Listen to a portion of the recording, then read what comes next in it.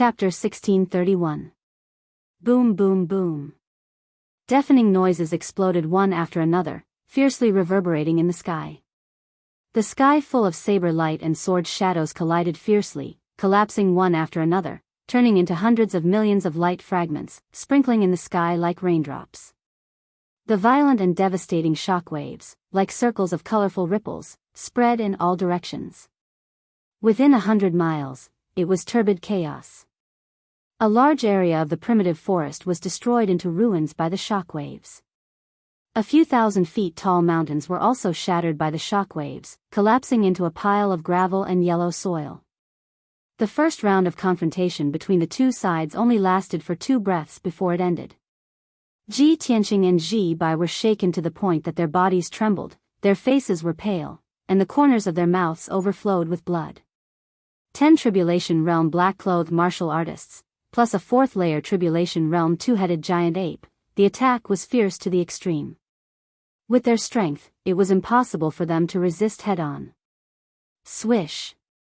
Ji Bai endured his injuries and flew to Ji Tianqing's side as fast as the aurora. With an anxious expression, he said, "Master, your subordinate will bring up the rear, you escape through the underground." Both of them were very clear that the so-called bringing up the rear was nothing more than sacrificing their own lives to delay a bit of time. Ji Tianqing raised his sleeve to wipe the blood from the corner of his mouth. With a cold expression, he shook his head and said in a low voice, "It's useless, the other party came prepared, we absolutely can't escape unscathed. The only thing we can do now is to fight to the end, perhaps only then will we have a chance of survival." Just as his voice fell, the 10 black-clothed martial artists launched another attack, pouncing over from all directions. All kinds of light blades, sword chi, raging flames, and rays of light shot out like a rain of arrows, covering dozens of miles of the sky. In the blink of an eye, Ji Tianqing and Ji Bai were drowned in the sky full of attacks. The two of them were like a small boat in a stormy sea, about to capsize and be smashed into pieces by the huge waves. At the critical moment, Ji Tianqing hurriedly took out the Kenshin battle robe, which turned into a pair of golden wings. Golden rock wings unite. Swish! The golden wings instantly closed, protecting him. Ji Bai also took out a silver metal ball and poured a majestic amount of magic power into it. Immediately, the metal ball turned into a dark silver armor that wrapped around his body. The lines of the armor were extremely sharp, and there was a pair of wide wings on its back, making it look quite majestic. This was a mid-grade tribulation-grade heavenly soul battle suit, a very exquisite magic treasure. When the 4th elder came to Hui City this time, he gave this armor to Ji Bai to help him better protect Ji Tianqing.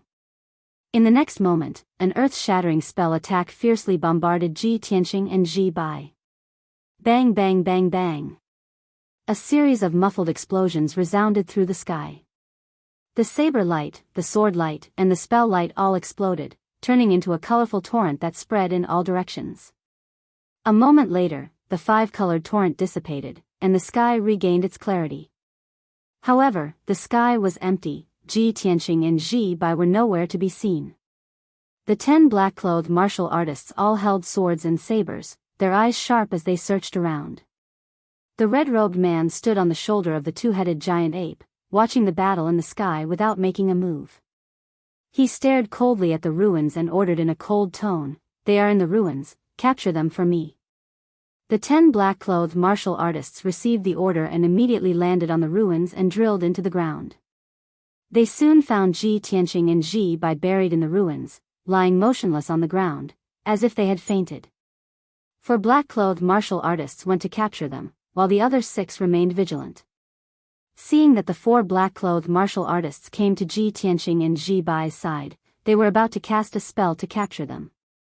Suddenly, the unconscious Ji Tianqing and Ji Bai's body lit up with a bright light, bursting out with a violent aura that could destroy the heavens and the earth. Heaven-cleaving sword. A dark golden sword light that was 100 feet long, wrapped in purple lightning, struck the 2 black-clothed martial artists. The distance between the two sides was too close, and the speed of the sword light was as fast as lightning, making the 2 black-clothed martial artists unable to dodge. Following two muffled pang-pang sounds, the two black-clothed martial artists were sent flying on the spot. A large amount of blood splashed out from their bodies. In the midst of the blood, there was a broken arm and a broken leg. Ji Tianqing pretended to be unconscious, and at the crucial moment, he burst out with all his strength and launched a surprise attack, seriously injuring the two black-clothed martial artists in one fell swoop. On the other side, Ji Bai also brandished his saber, using the Thunder Wild Saber, and in an instant, slashed 18 times.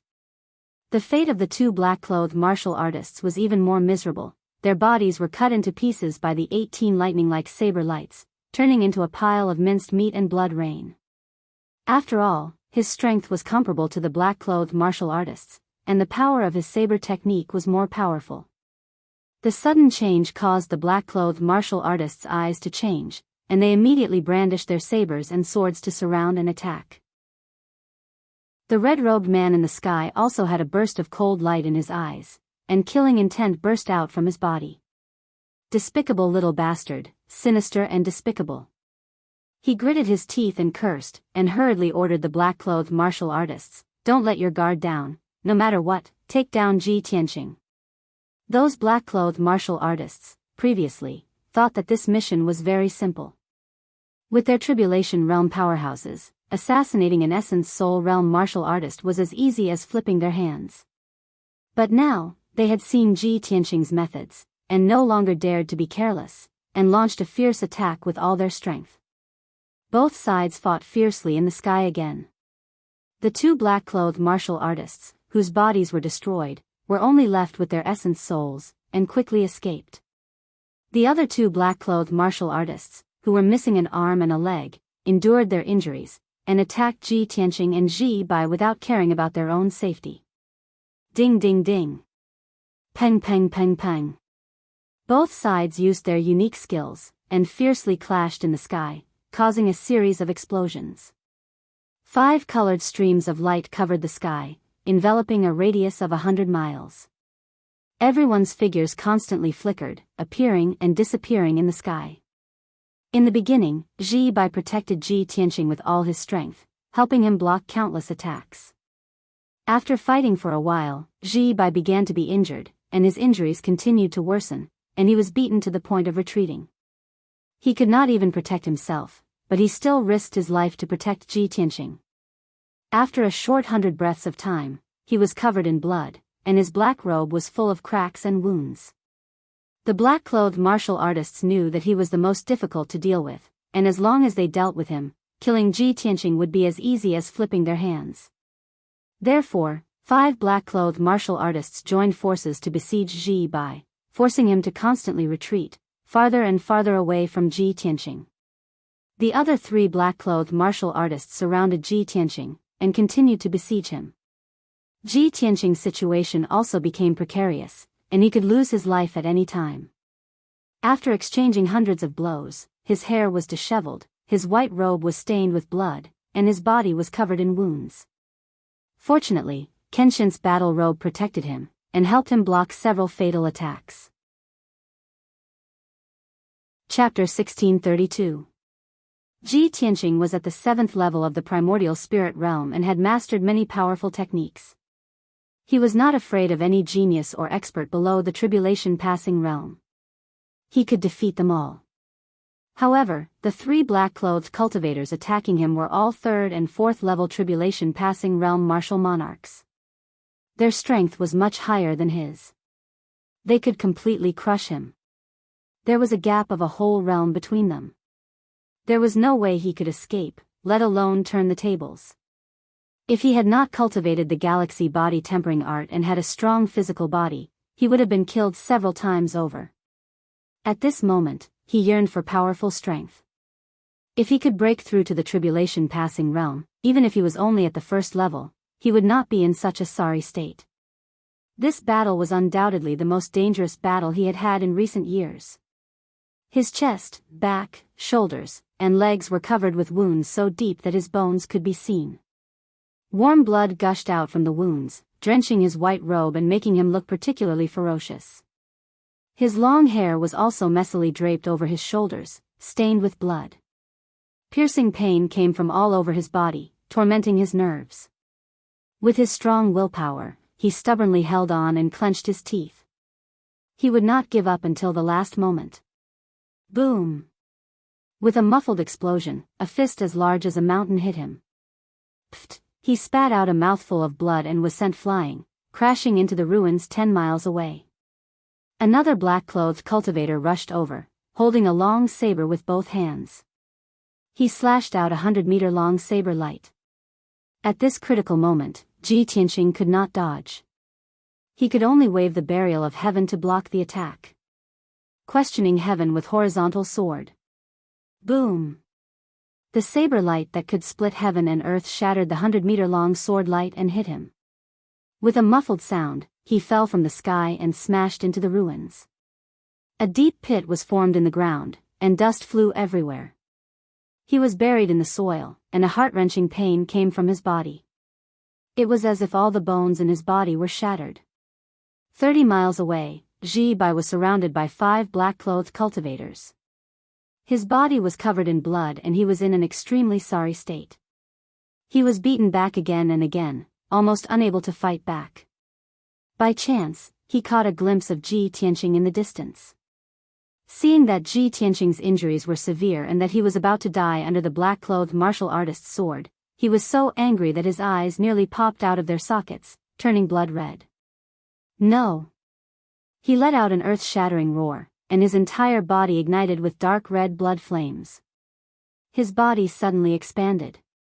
In the blink of an eye, he turned into a 30-meter-tall giant surrounded by lightning. His body was grayish-brown, as if it was formed from rocks, and his 4 limbs were shockingly thick. He held 2 purple lightning chains in his hands and ruthlessly whipped away the surrounding black-clothed martial artists. Then, he recklessly rushed towards Ji Tianqing. Several black-clothed martial artists were overwhelmed with shock and tried to intercept him. However, no one was able to resist Ji Bai directly. Without exception, all of them were sent flying by the lightning chains. In the sky not far away, the red-robed man stood on the shoulder of the 2-headed giant ape, witnessing this scene with his own eyes. Seeing that Ji Bai suddenly turned into a stone giant and was able to control lightning, his eyes flashed, revealing a deep shock. This is bloodline awakening? I didn't think that this seemingly ordinary young man would actually have a different bloodline. The shock in the red-robed man's eyes quickly disappeared, and he coldly ordered, "Entangle him." Once he ignites his bloodline, killing him will be as easy as flipping a hand. The 5 black-clothed martial artists received the order and immediately joined forces to form a battle formation, displaying an exquisite joint attack technique. They did not fight Ji Bai head-on, but only tried to intercept him so that he could not break through the obstacles and rescue Ji Tianqing. Ji Bai's entire body went berserk, roaring like a desolate beast, rampaging, wantonly releasing lightning that filled the sky. However, his attacks were all neutralized by the black-clothed martial artists, and he was unable to break out of the encirclement. Ji Tianqing was lying in a deep pit covered in blood, struggling with difficulty, trying to fly into the sky. At this moment, 3 black-clothed martial artists descended from the sky, waving their swords and sabers. Swoosh swoosh swoosh. The overwhelming saber light and sword shadows emitted an incomparably violent power, suppressing Ji Tianqing. Ji Tianqing was suppressed to the point that his face was deathly pale, and his body seemed to be frozen, unable to move. Seeing that he was about to be chopped to death by the saber light and sword shadows. At the moment of life and death, he raised his head to look at the 3 black-clothed martial artists. His gaze was firm and unyielding, and he coldly shouted, "Burial of heaven, lend me a hand." Finished speaking, he waved his hand and threw out the Burial of Heaven sword. The Burial of Heaven sword immediately expanded, becoming a 1,000 feet tall giant sword. At the same time, a 1,000 feet tall golden sword appeared above Ji Tianqing's head. It was his primordial spirit. His entire body turned into a dazzling golden light, fusing with the primordial spirit golden sword. Then, the Burial of Heaven sword also fused with the primordial spirit golden sword, causing the golden sword's power to increase by 2 times. Azure Dragon Sacred Sword. From the 1,000 feet tall golden sword came a roar that reverberated through the universe. In the next instant, the golden sword bloomed with dazzling golden flames, erupting with a destructive power that ruthlessly pierced toward the black-clothed martial artists in the sky. The dazzling golden flames condensed into the image of a divine dragon, enveloping the primordial spirit golden sword. This sword was filled with an indomitable aura. Like a sleeping dragon rising to the heavens, it seemed to pierce through the firmament, and nothing could stop it. Boom! Crack! Amidst a deafening explosion, the giant sword shattered the saber light and sword shadows that filled the sky, and ruthlessly pierced another black-clothed martial artist. In that instant, the black-clothed martial artist's body seemed exceptionally small in front of the 1,000-feet-long golden sword, like an ant. Crack! After being pierced by the azure dragon's sacred sword, his body actually shattered like a porcelain vase, disintegrating into fragments that filled the sky. Blood and pieces of flesh were instantly incinerated by the golden flames, turning into ashes. Only the black-clothed martial artist's primordial spirit luckily escaped the calamity, dodging the azure dragon's sacred sword's attack. Swoosh! The azure dragon's sacred sword flew tens of thousands of feet high in the sky, gradually exhausted, and stopped. Then, the burial of heaven's sword split up and rapidly returned to its original form. The primordial spirit golden sword and Ji Tianqing also separated and returned to their original state. Ji Tianqing was covered in blood, standing high in the sky with disheveled hair, holding the burial of heaven's sword in his hand. The primordial spirit golden sword dimmed and retracted back into his body. Just now, he had barely used the azure dragon's sacred sword. Using this sword technique at the critical moment of life and death had nearly exhausted all his magic power. The secret technique of the azure dragon's sacred sword, coupled with the amplification of the primordial spirit golden sword and the burial of heaven's sword, caused the might of this sword to be unprecedented. This was the strongest sword technique he could use at the moment. Fortunately, the effect of this sword was remarkable. It destroyed the physical body of a black-clothed martial artist, causing him to flee the battlefield in a sorry state. Unfortunately, Ji Tianqing could not use it a second time. The other two black-clothed martial artists were stunned for a moment before they chased after him even more ferociously. Die! Chapter 1633. Ji Tianqing's magic power was almost depleted and he could not hold on for long. The two black-clothed martial artists could easily finish him off. Moreover, the red-robed man and the two-headed giant ape were eyeing him from not far away. Ji Tianqing knew that the red-robed man was the leader of this group of assassins and his strength was unfathomable. Even if he could create a miracle and kill the two black-clothed martial artists, he would still be killed by the red-robed man in the end. No matter how he looked at it, his ending was a dead end. Even so, he would not sit still and wait for death. Seeing the two black-clothed martial artists rushing over, he quickly took out a talisman from his interspatial ring. Creating something out of nothing, heaven and earth will help me, 5 elements true spirits, Ji Tianqing muttered as he formed a spell with both hands and shot out a few streaks of dazzling light into the talisman. Swoosh! The dark golden talisman ignited with flames and turned into a ray of sacred golden light that entered his body. Suddenly, his body expanded violently and quickly turned into a 30-meter-tall giant. His entire body was shining with dazzling golden light. The spiritual energy of heaven and earth within a 10,000-mile radius also surged crazily and turned into a spiritual energy tide that entered his body. His strength skyrocketed rapidly and his aura became powerful and domineering. His eyes were shining brightly. This talisman was a treasure from the Universal Treasure Box. It was the Myriad Transformations Spiritual Continuation Talisman that Hongqing Tian had personally refined.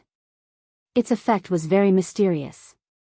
It could stimulate a martial artist's potential and increase his magic power to the limit for 15 minutes.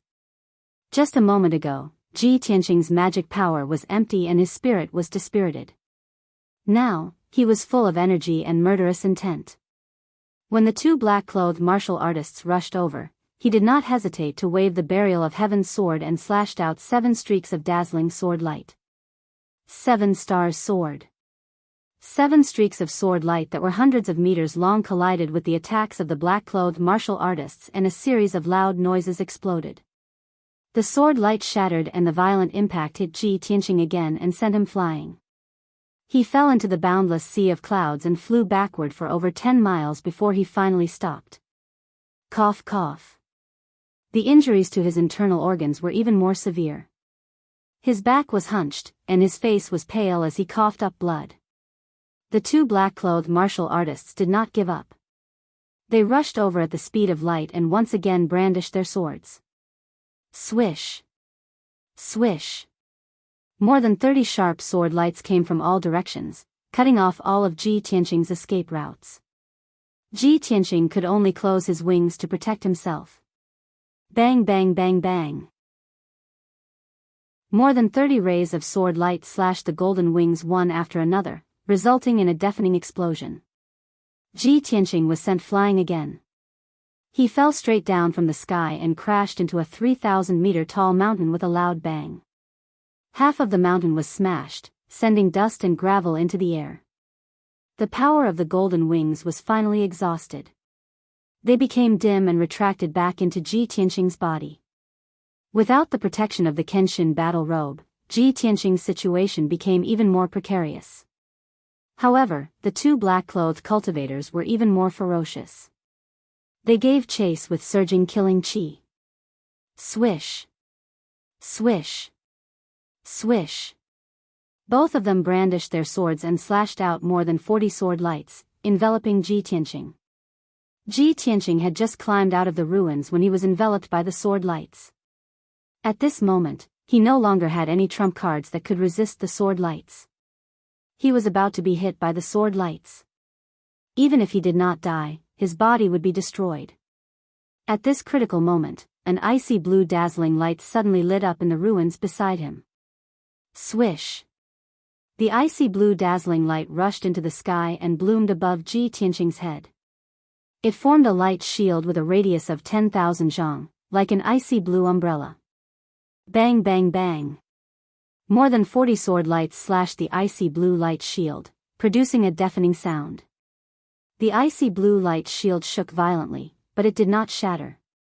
The sword light that filled the sky collapsed and shattered, turning into fragments that blotted out the sky and covered the earth, bursting out in all directions. Ji Tianqing was surprised and subconsciously turned his head to look at the ruins beside him. He saw a young woman in a white Taoist robe with two ponytails standing on top of the ruins like a lofty mountain. Although she was tall and thin, her face was a little thin, but her whole body exuded a mysterious and powerful cold aura. Her left hand formed a seal, manipulating the icy blue light shield in the sky, splitting it into thousands of icy blue sword lights, piercing towards the two black-clothed cultivators. In her right hand, she was holding a crystal-clear icy blue sword, exuding a bone-chilling cold. This was a woman in her early 20s. She was tall and thin, with a slightly ordinary appearance. People would not pay attention to her at first glance. However, her eyes were extremely large, far beyond ordinary people. Her pupils were also icy blue, making her look particularly mysterious.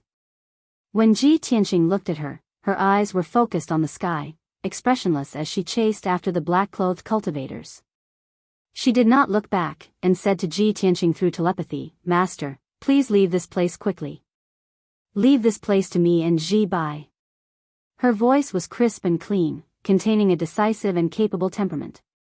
Ji Tianqing thought for a moment and guessed her identity. A disciple of the Pillar of Heaven's mountain? Are you the Shohei that the fourth elder mentioned? Shohei is actually a woman? Previously in Hui City, the fourth elder had mentioned that Shohei had also come. At that time, Ji Tianqing was still wondering if Shohei was Ji Bai's brother or senior brother. But he never thought that Shohei was actually a young woman. This name and the white-clothed woman in front of him didn't match at all, right? However, these thoughts flashed through Ji Tianqing's mind. He made a prompt decision and said, "I won't leave you guys behind. Let's advance and retreat together." As he spoke, he also rushed into the sky and charged towards the two black-clothed cultivators.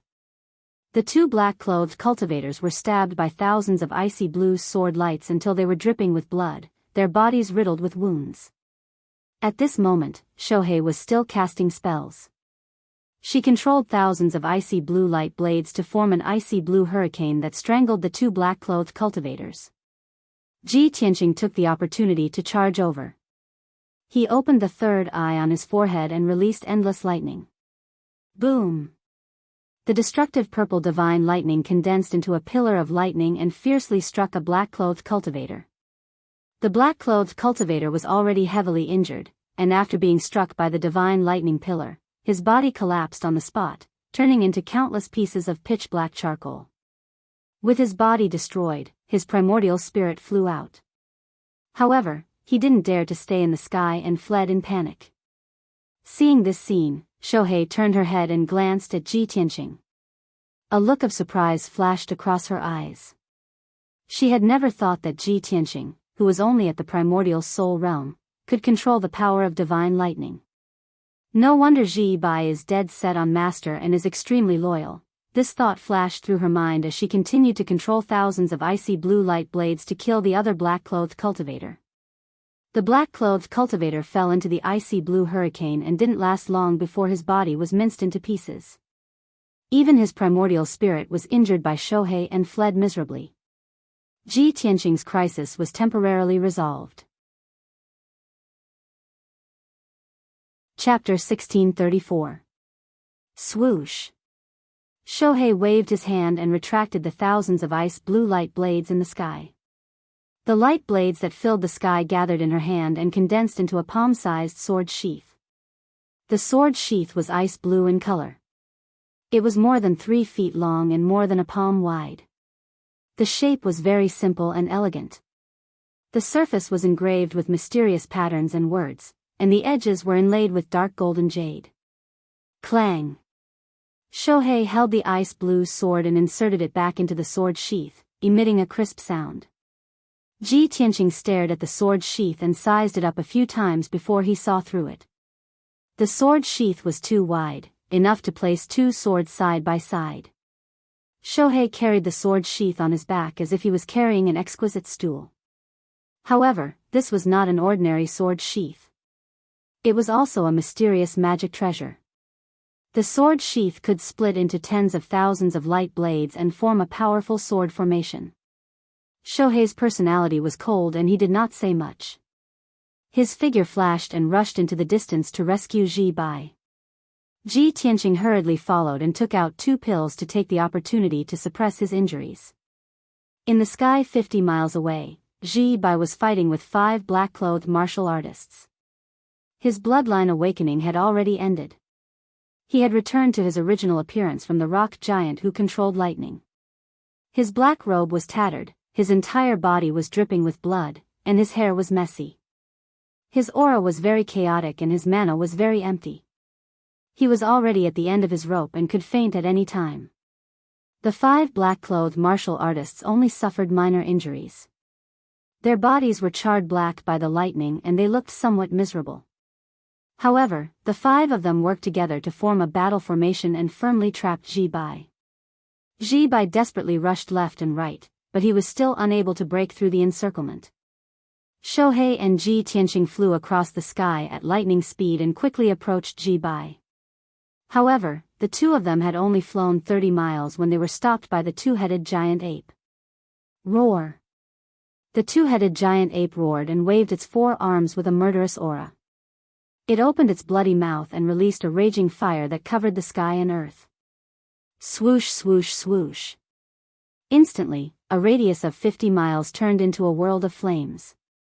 Ji Tianqing and Shohei were both engulfed by the monstrous flames. They tried their best to circulate their energy to resist the burning of the flames. Shohei decisively pulled out his sword and controlled the sword case with his left hand. It condensed into a huge ice blue umbrella to block the flames that filled the sky. She waved the ice blue sword in her right hand and slashed out dozens of sharp sword lights toward the 2-headed giant ape. Peng peng peng. The 2-headed gigantic ape was enveloped by the sword light, and it immediately let out a series of blood-curdling screams. Blood splattered all over the sky. The flames that blotted out the sky were quickly dispersed by Shohei. However, the red-robed man standing on the shoulders of the 2-headed giant ape had long been staring at Ji Tianqing. Taking advantage of this opportunity, he raised his hand and blasted out a dark golden fist aura towards Ji Tianqing. Ji Tianqing was caught off guard. He was hit by the dark golden fist light and was sent flying backward. There was a crater in his chest, and several of his bones were broken. Blood kept flowing out of his wounds. After suffering such a heavy injury, his strength weakened and his face was as white as a sheet of paper. The power of the myriad transformations continuation talisman also began to weaken. It wouldn't be long before it lost its effect. Ji Tianqing knew that he didn't have much time left. If he couldn't get out of this predicament before the effects of the talisman disappeared, he would most likely die here. At this time, Shohei waved his ice blue sword with all his might and crazily attacked the two-headed giant ape and the red-robed man. The giant ape and the red-robed man were pinned down and had no time to care about Ji Tianqing.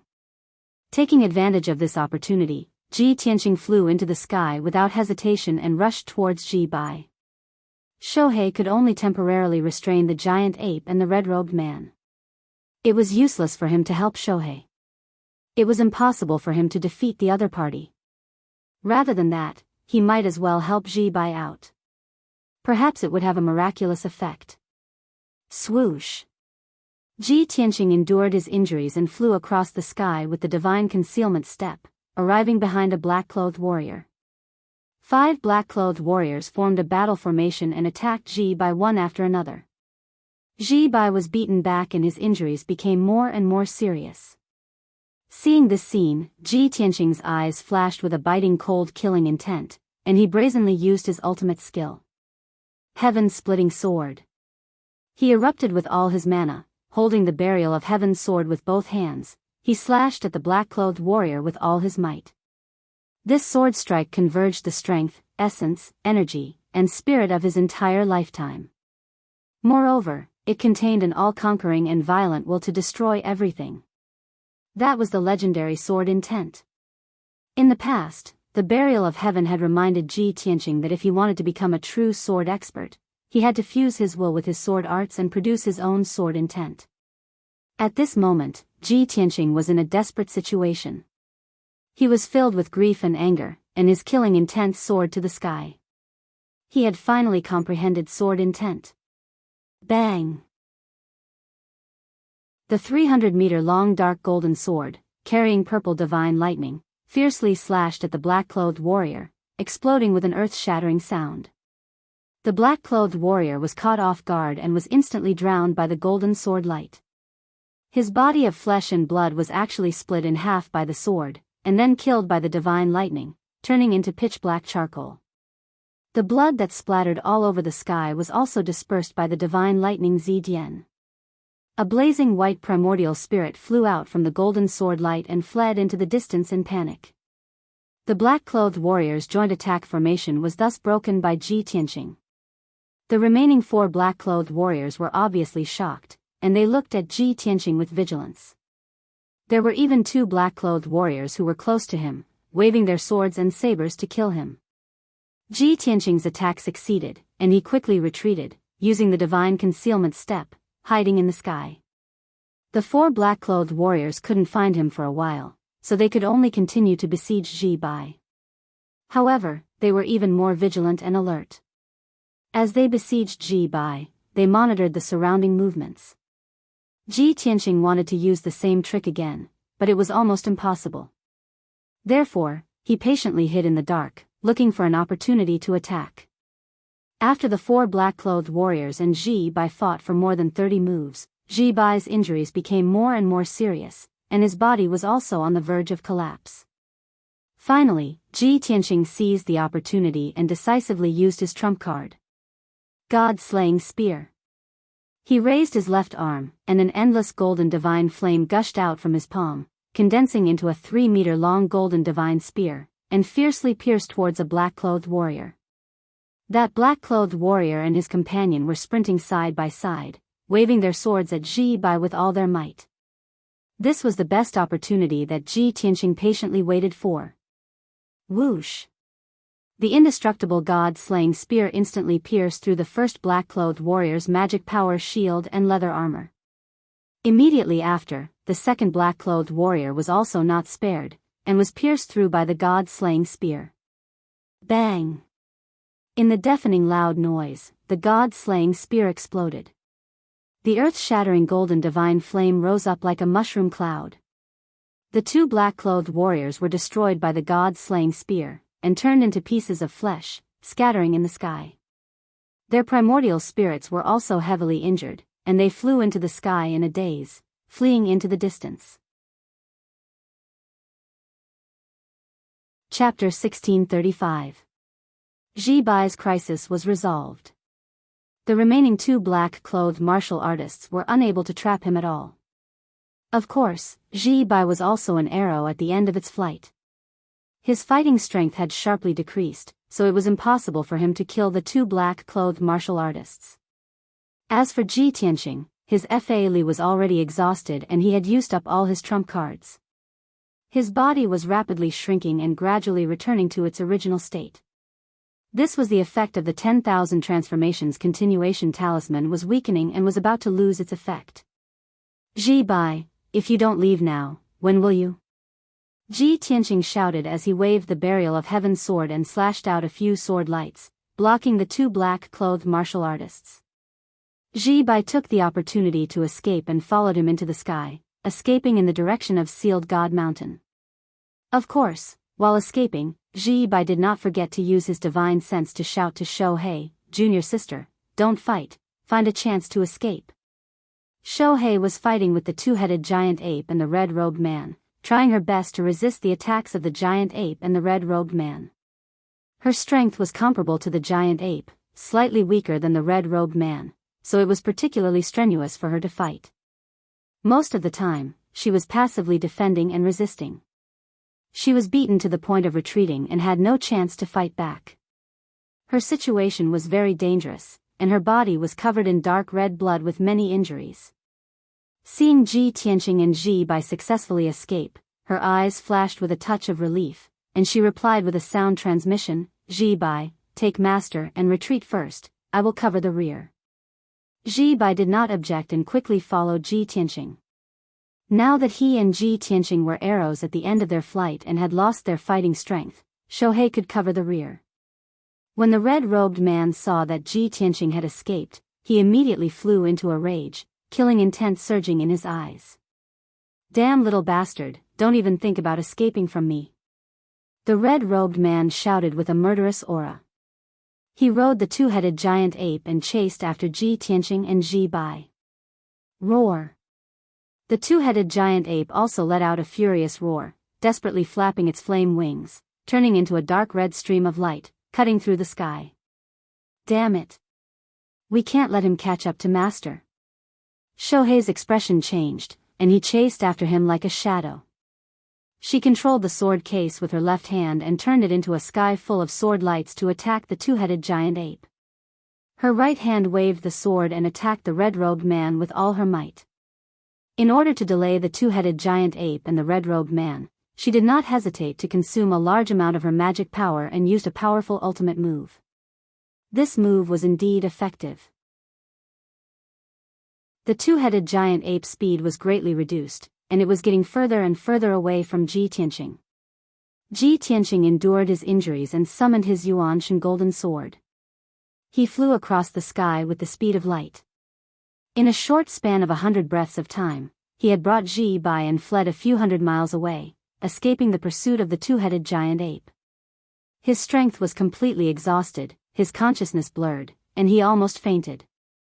Thus, he withdrew the golden primordial spirit sword and summoned the black dragon from the sword world. Roar! The black dragon let out a resounding dragon roar and carried Ji Tianqing and Ji Bai back to Bestowment God Mountain at its fastest speed. On the other side, Shohei had been entangled with the two-headed giant ape and the red-robed man. Seeing Ji Tianqing and Ji Bai escape far away and their figures disappear at the end of the horizon, she finally breathed a sigh of relief. She no longer continued to fight. After 2 feints, she turned around and fled without hesitation. She turned into a blazing white light blade and flew across the sky as fast as lightning. Soon, she pulled away. The two-headed giant ape and the red-robed man chased after her with all their might. In the sky further away, two black-clothed martial artists also chased after the red-robed man. Unknowingly, an hour had passed. The black dragon carried Ji Tianqing and Ji Bai and finally flew back to the foot of Bestowment God Mountain. In the sky 100 miles behind them, Shohei also turned into a white light and rushed over as fast as lightning. In the sea of clouds further away, the two-headed giant ape carried the red-robed man and chased after them with murderous intent. However, 100 miles away from Bestowment God Mountain, the two-headed giant ape stopped and stood on top of a mountain peak. The red-robed man stood on the shoulder of the giant ape and looked up at the sacred Bestowment God Mountain. His eyes flashed with a cold light, revealing a strong sense of unwillingness. Damn it. In the end, I still let that little bastard escape. Although he had a mission, if he did not kill or capture Ji Tianqing, he would be severely punished by the great emperor of the Chu Yun Empire. However, he knew very well that Ji Tianqing had already escaped back to Bestowment God Mountain and he had no chance. If he rashly broke into Bestowment God Mountain, he would definitely alarm the golden armored guard. At that time, he would definitely die miserably. No matter how unwilling and angry he was in his heart, he could only give up the chase. Ji Tianqing. The next time you meet me, you won't be so lucky. I will definitely tear you into pieces, definitely. The red-robed man cursed with resentment and rode the two-headed giant ape. He turned around and drilled into the sea of clouds, quickly disappearing into the distance. The black dragon stopped in mid-air, hiding in the vast white sea of clouds. Ji Tianqing was sitting on its back. His body was covered in blood, his aura was weak, and he was meditating. Ji Bai was lying on the dragon's back, his body covered in blood. His eyes were closed and he had fallen into a coma. Swoosh! A blazing white brilliance flew over and landed on the black dragon's back. The brilliance faded away, revealing a tall figure in a white dress. It was Shohei.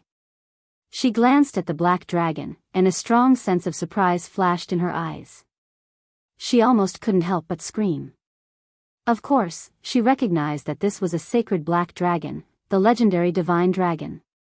Before this, she had only seen the legends of the divine dragon in history books and biographies, but she had never seen it with her own eyes.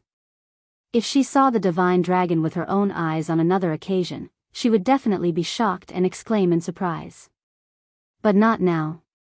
She quickly walked to Ji Tianqing's side and released her divine sense to check on Ji Tianqing's injuries.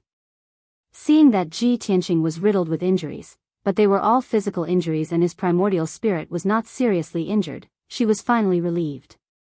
She waved her palm and sent out a wisp of green wood light into Ji Tianqing's body to help Ji Tianqing heal his injuries. Ji Tianqing opened his eyes and shook his head at her. Shohei, don't worry about my injuries. Let's take a look at Ji Bai's situation first. Shohei nodded and quickly retracted her palm. She turned around and looked at the unconscious Ji Bai. She used her divine sense to check on Ji Bai's injuries. After checking the situation, she immediately frowned and her expression became serious. Ji Tianqing saw that her expression was strange and asked with concern, "How are Ji Bai's injuries?" Shohei said in a low voice, "Master, Ji Bai's injuries are too serious and he has already fainted. He was already riddled with injuries, and the injuries to his body and primordial spirit were extremely serious. At the critical moment, he used his trump card, the lightning god's treasure body, completely overdrawing his strength and primordial spirit. However, Master doesn't have to worry too much. Ji Bai's life is not in danger. I have pills and treasures specially made for him to heal his injuries. He only needs to recuperate for a month and he will be able to recover." After hearing Shohei's words, Ji Tianqing heaved a sigh of relief and nodded slightly. "Since that's the case, you and Ji Bai will stay near the Investiture God Mountain. You should treat his injuries as soon as possible." Chapter 1636. Shohei brought the unconscious Ji Bai to the foot of Mount God Bestowment to treat his injuries. Ji Tianqing returned to the east courtyard of Heaven Saint Palace and entered a secret room to treat his injuries. The secret room was filled with spiritual energy and many elixirs were stored. Moreover, the flow of time was 5 times faster than the outside world. Ji Tianqing recuperated in the secret room for half a month. The injuries of his physical body and primordial spirit were quickly healed. His strength had also returned to its peak state. At this time, only 3 days had passed in the outside world. On the morning of the 4th day, he ended his seclusion and walked out of the secret room. The guard guarding outside the secret room hurriedly came forward and respectfully handed over a letter. Young Master Ji, a guard captain sent this letter yesterday afternoon. He said that he wanted to hand it over to you. Hearing this, Ji Tianqing raised his eyebrows and reached out to take the envelope, sizing it up. He saw that the letter was empty. There was no signature or signature. Ji Tianqing waved his hand to dismiss the guard. He opened the letter and took it out. The light purple letter paper emitted a fresh smell of sandalwood. The edges of the letter were covered with light silver patterns. A line of delicate and cute words was displayed on the letter paper. Tianqing, long time no see. Please come to the north courtyard for a chat. There was only this line of words on the entire letter paper. Ji Tianqing frowned and a trace of doubt flashed across his eyes. Looking at this handwriting, it should be written by a woman. But who would call me that? North Courtyard? Which palace's North Courtyard is it? Could it be the Heaven Saint Palace? In his impression, there were many palaces at the peak of Mount God Bestowment. However, the Heaven Saint Palace was the largest.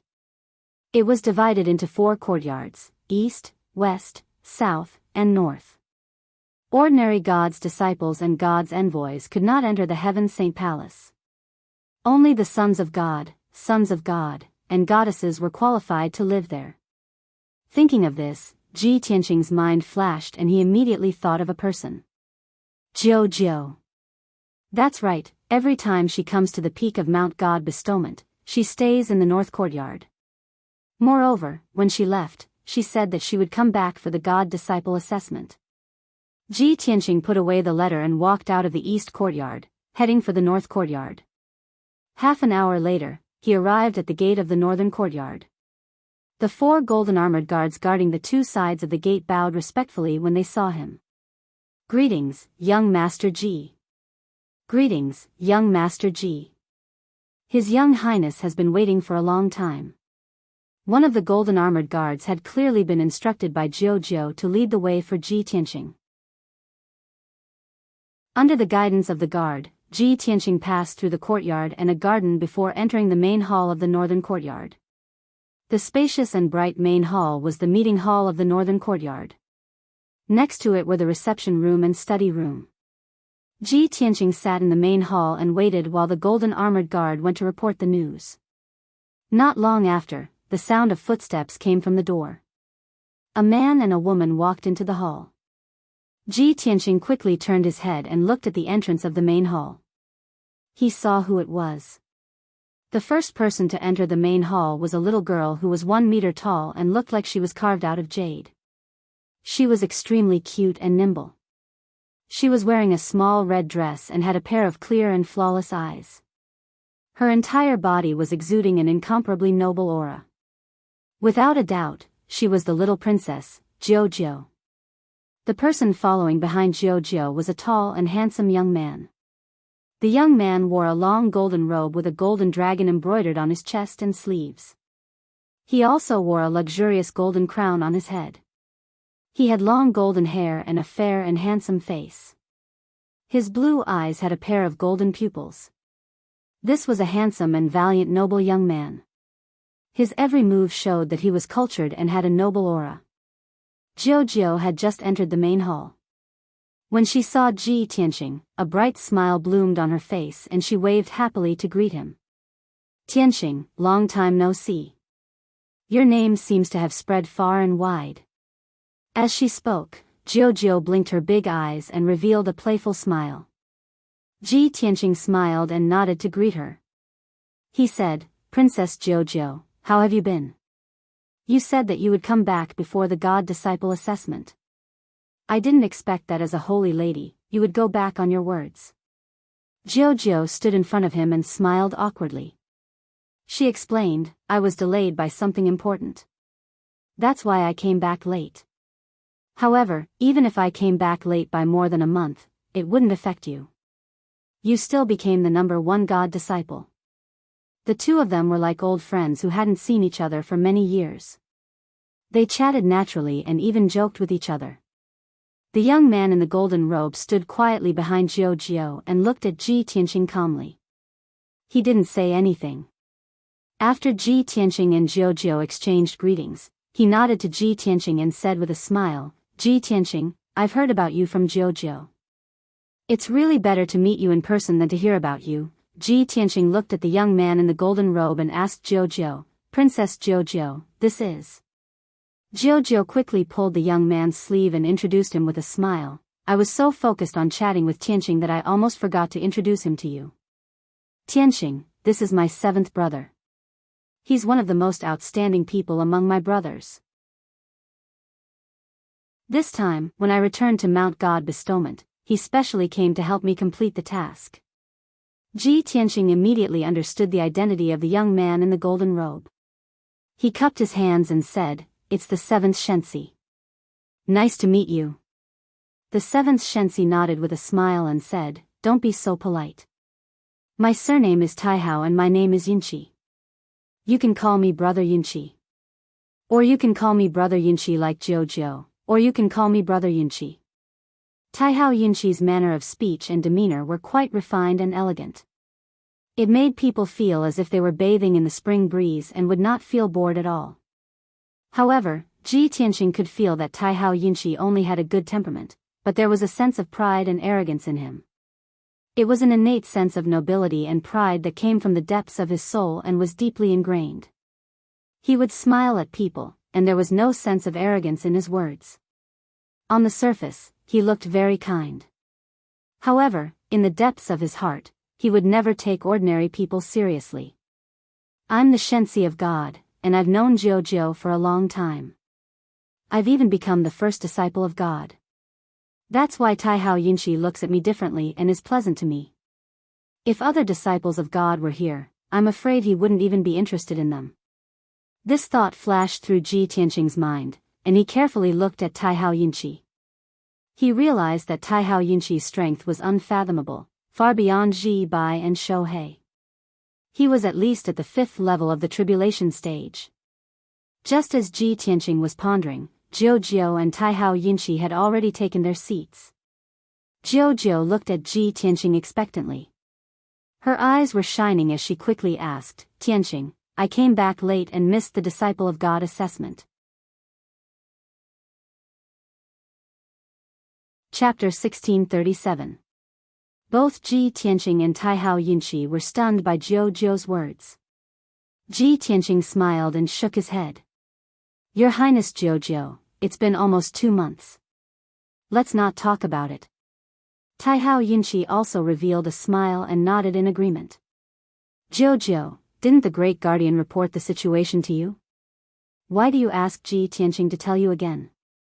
Moreover, those young geniuses are only in the primordial soul realm. What can they do? It's fine if you don't listen. Taihao Yunqi patted Jiao's head affectionately as he spoke. His tone was casual as he spoke. It was obvious that he did not take Ji Tianqing and the God's disciples seriously. It was as though the battle between the young geniuses and the God's disciples was like a fight between ants. Ji Tianqing was even more certain of his judgment. Taihao Yunqi's temperament was just as he had guessed. Jiao pouted as a look of disappointment flashed across her eyes. All right. I'll ask Tianqing to tell me more in the future. Taihao Yunqi nodded and smiled. Our mission is almost complete. Now there's only one thing left. What do you say? Or should I say it? Jiao volunteered. Let me tell Tianqing. Ji Tianqing raised his eyebrows and looked at Jiao calmly. Jiao looked at him sincerely and said slowly, Tianqing, I've returned to the God's kingdom for the past 6 months and reported everything about you to Father. Although Father has been cultivating in seclusion, he left a clone in the God's kingdom. When Jiao said this, Taihao Yunqi clearly frowned and secretly sent a voice transmission to remind her. Jiujiu's body trembled. She quickly skipped that part and continued, Father God has already noticed you and is very optimistic about your future. Therefore, Father God sent down a divine decree to let the clear heaven pagoda focus on nurturing you, hoping that you can stay on Mount God bestowment and cultivate in peace. Ji Tianqing frowned slightly when he heard this. Jiu, I told you about this. I won't be staying on God-rank mountain forever, and I'll be leaving soon. As for the reason, you should be well aware of it. The brilliance in Jiu's eyes dimmed. She nodded and said, Tianqing, of course I can understand your feelings. I also hope that you can find your wife soon and reunite with her.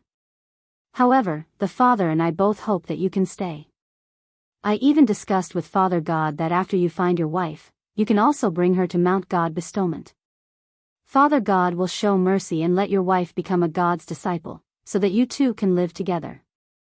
Ji Tianqing frowned and thought for a while. Then, he shook his head and said, Jiu, thank you and Mr. God Lord for your kindness. But I'm afraid it's hard to realize. He knew that Yun Yao's identity was special. She was the reincarnation of goddess Yaoguang, and also someone personally appointed by Luo Shui martial god. More than 20 years ago, Luo Shui martial god had secretly ordered the palace lord to set up this plan. Now, Yin Yao had finally entered Luo Shui divine kingdom and was cultivating there. How could Luo Shui martial god let her go?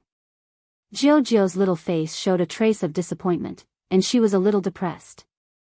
Taihao Yunqi also frowned and said in a low voice, Ji Tianqing, you should know how difficult and glorious it is to become a god's disciple under Father God. Every 20 years, hundreds of top geniuses from the 6 empires gather at the peak of God-rank mountain. In the end, 90 people will be eliminated, and only the 10 strongest will become a god's disciple. Father God is willing to show mercy and grant your wife the status of a god's disciple. This is his care for you. You must cherish it. Ji Tianqing glanced at Taihao Yunqi and said indifferently, although Taihao Divine Lord has good intentions, my wife doesn't need the status of a god's disciple. Taihao Yunqi frowned and looked disappointed.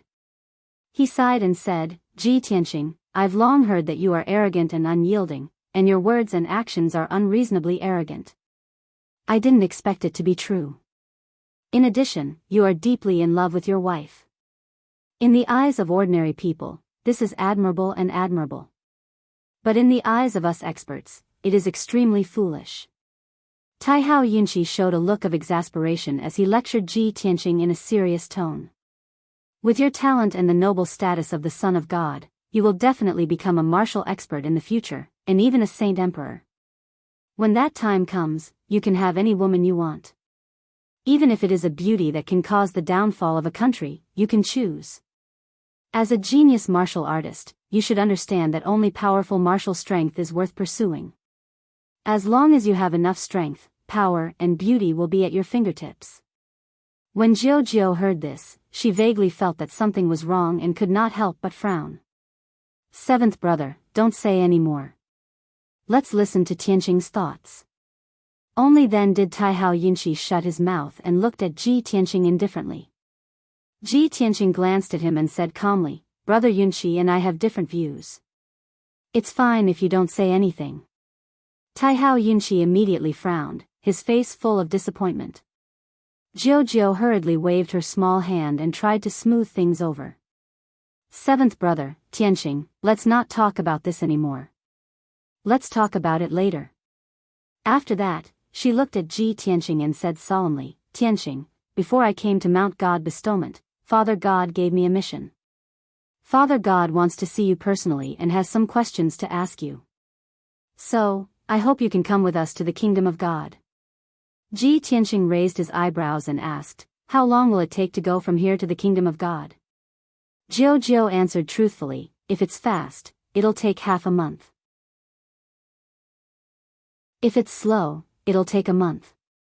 Ji Tianqing decisively shook his head and refused. In a few days, I'll be leaving Mount God bestowment to participate in the 3 kingdoms of God. I definitely won't be able to go to the kingdom of God. There won't be enough time.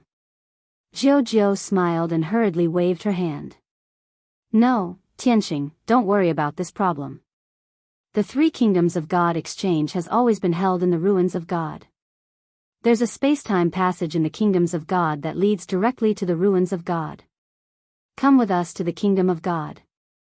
After meeting Father God, you can pass through the space-time passage and reach the ruins of God. There's definitely enough time. Tianxing remained silent and frowned as he weighed the pros and cons. Jiao saw that he was wavering and added, Tianxing, I already know about the grudge between you and the Chu Yun Empire. Forgive me for being blunt, but with your current strength, I'm afraid it'll be difficult to resist the Chu Yun Empire's revenge. If you want to solve the problem completely, the best way is to meet Father God.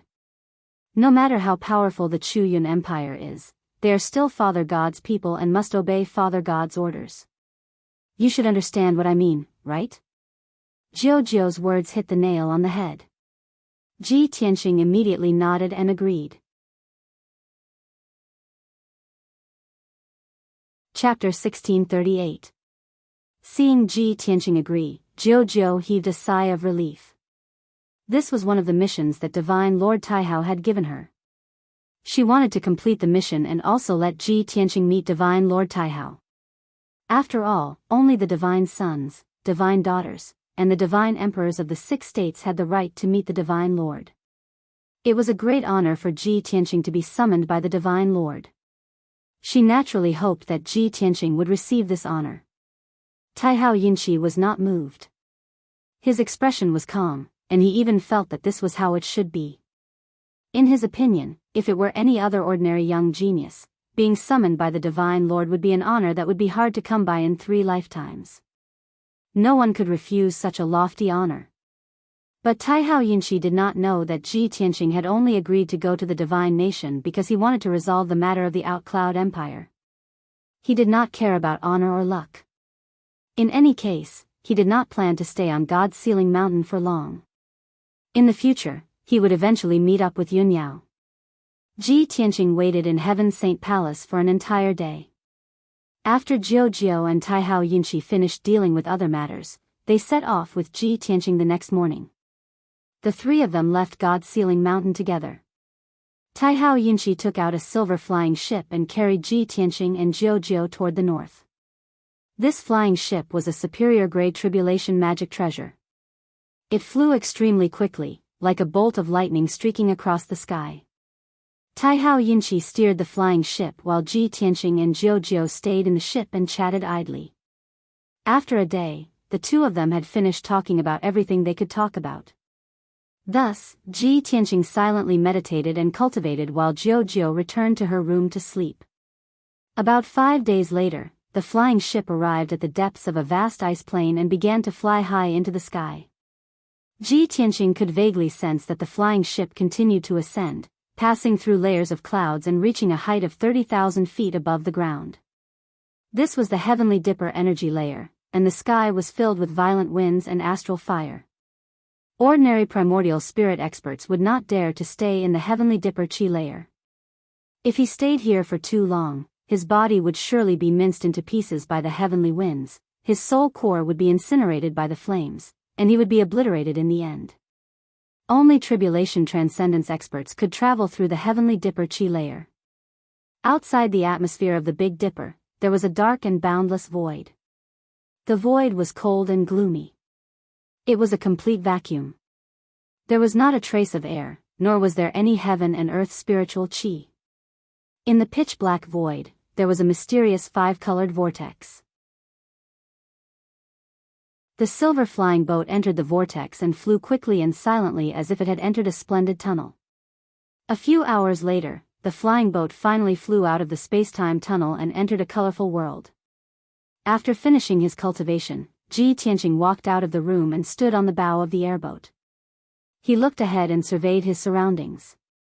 He saw that the sky was as blue as if it had just been washed, and below him was a myriad of colorful mountains and rivers. As far as the eye could see, there were green mountains and clear waters everywhere. White clouds and thick fog lingered around the mountaintops. Birds chirped and apes howled in the mountains. There were several large rivers at the foot of the mountains that looked like pearls and jade ribbons that sparkled under the sunlight. There were also groups of spirit cranes that flew above the water and let out crisp cries. The extremely dense heaven and earth spiritual chi condensed into strands of five-colored spirit fog in the air that drifted along with the breeze. Not only was the heaven and earth spiritual chi several times denser than that of the Jianghu continent, but there was also an invisible power that filled the world. The aura of this power was sacred and boundless, and it could invisibly strengthen a martial artist's body and cleanse their spirit. Ji Tianqing could clearly feel that his mind had become calm and peaceful in this world, and many distracting thoughts had been cleansed and purified. Invisibly, he even had the illusion that he had become one with the world, and all sorts of insights appeared in his mind. The sword intent that he had comprehended during the previous battle had also become more profound.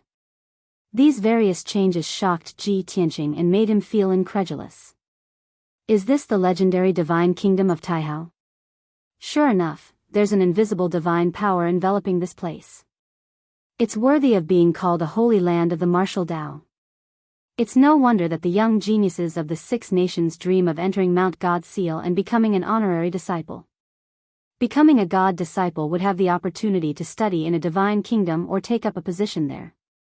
Cultivating in such an environment would increase one's innate talent, and the speed at which one's strength would increase would be extremely fast. Even if one couldn't become a God disciple, one could still enjoy the generous environment of a divine kingdom as a servant. It's a pity that the geniuses of the Six Nations were so unlucky this time. Something happened at the Divine Glacier Mine, and those who were eliminated have all gone to mine.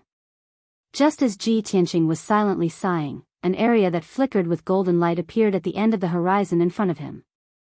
As the flying vessel flew past the mountains and rapidly approached the area, Ji Tianqing could gradually see it clearly. It was a huge city with an imposing aura. It was a city in the clouds that flickered with golden light. The huge ancient city was at least 150 kilometers wide, and it floated in the sea of clouds above the mountains. The city walls were 300 meters tall, and they were extremely majestic. There were many tall buildings in the city, and there were rows of magnificent palaces and towers that reached into the clouds. The setting sun in the afternoon shone on the huge city, and the countless glazed roofs reflected a dazzling golden light. Thick clouds and fog surrounded the huge city, and it didn't dissipate no matter how strong the wind blew. It even covered the huge city with a mysterious veil. Ji Tianqing looked at the ancient city from afar, and he only felt that it was both real and illusory. It was like a heavenly palace or a blessed land of immortals. Soon, the flying vessel arrived outside the towering city and landed at the south gate. 2 rows of guards in golden armor stood at the foot of the city gate that was 300 meters tall. Each of them had a dignified aura and were extraordinarily mighty. Swoosh! With a flash of light, Taihao Yinshi put away the silver flying vessel. He, Ji Tianqing, and Jiao appeared and stood side by side at the city gate. The guards in golden armor guarding the city gate were about to interrogate the 3 of them about their identities and intentions. Seeing Taihao Yinshi and Jiao, the guards in golden armor were stunned. Then, a look of reverence appeared on their faces, and they respectfully knelt down to pay their respects. Greetings, 7th Son of God. Greetings, Your Highness Jiao. The 2 rows of guards in golden armor knelt on both sides of the city gate respectfully. Taihao Yinshi ignored the guards, and led Jiao and Ji Tianqing into the city through the city gate. The guards in golden armor didn't stand up until the 3 of them were far away, and they started to whisper to each other. The 7th Prince and His Highness have returned from the lower world.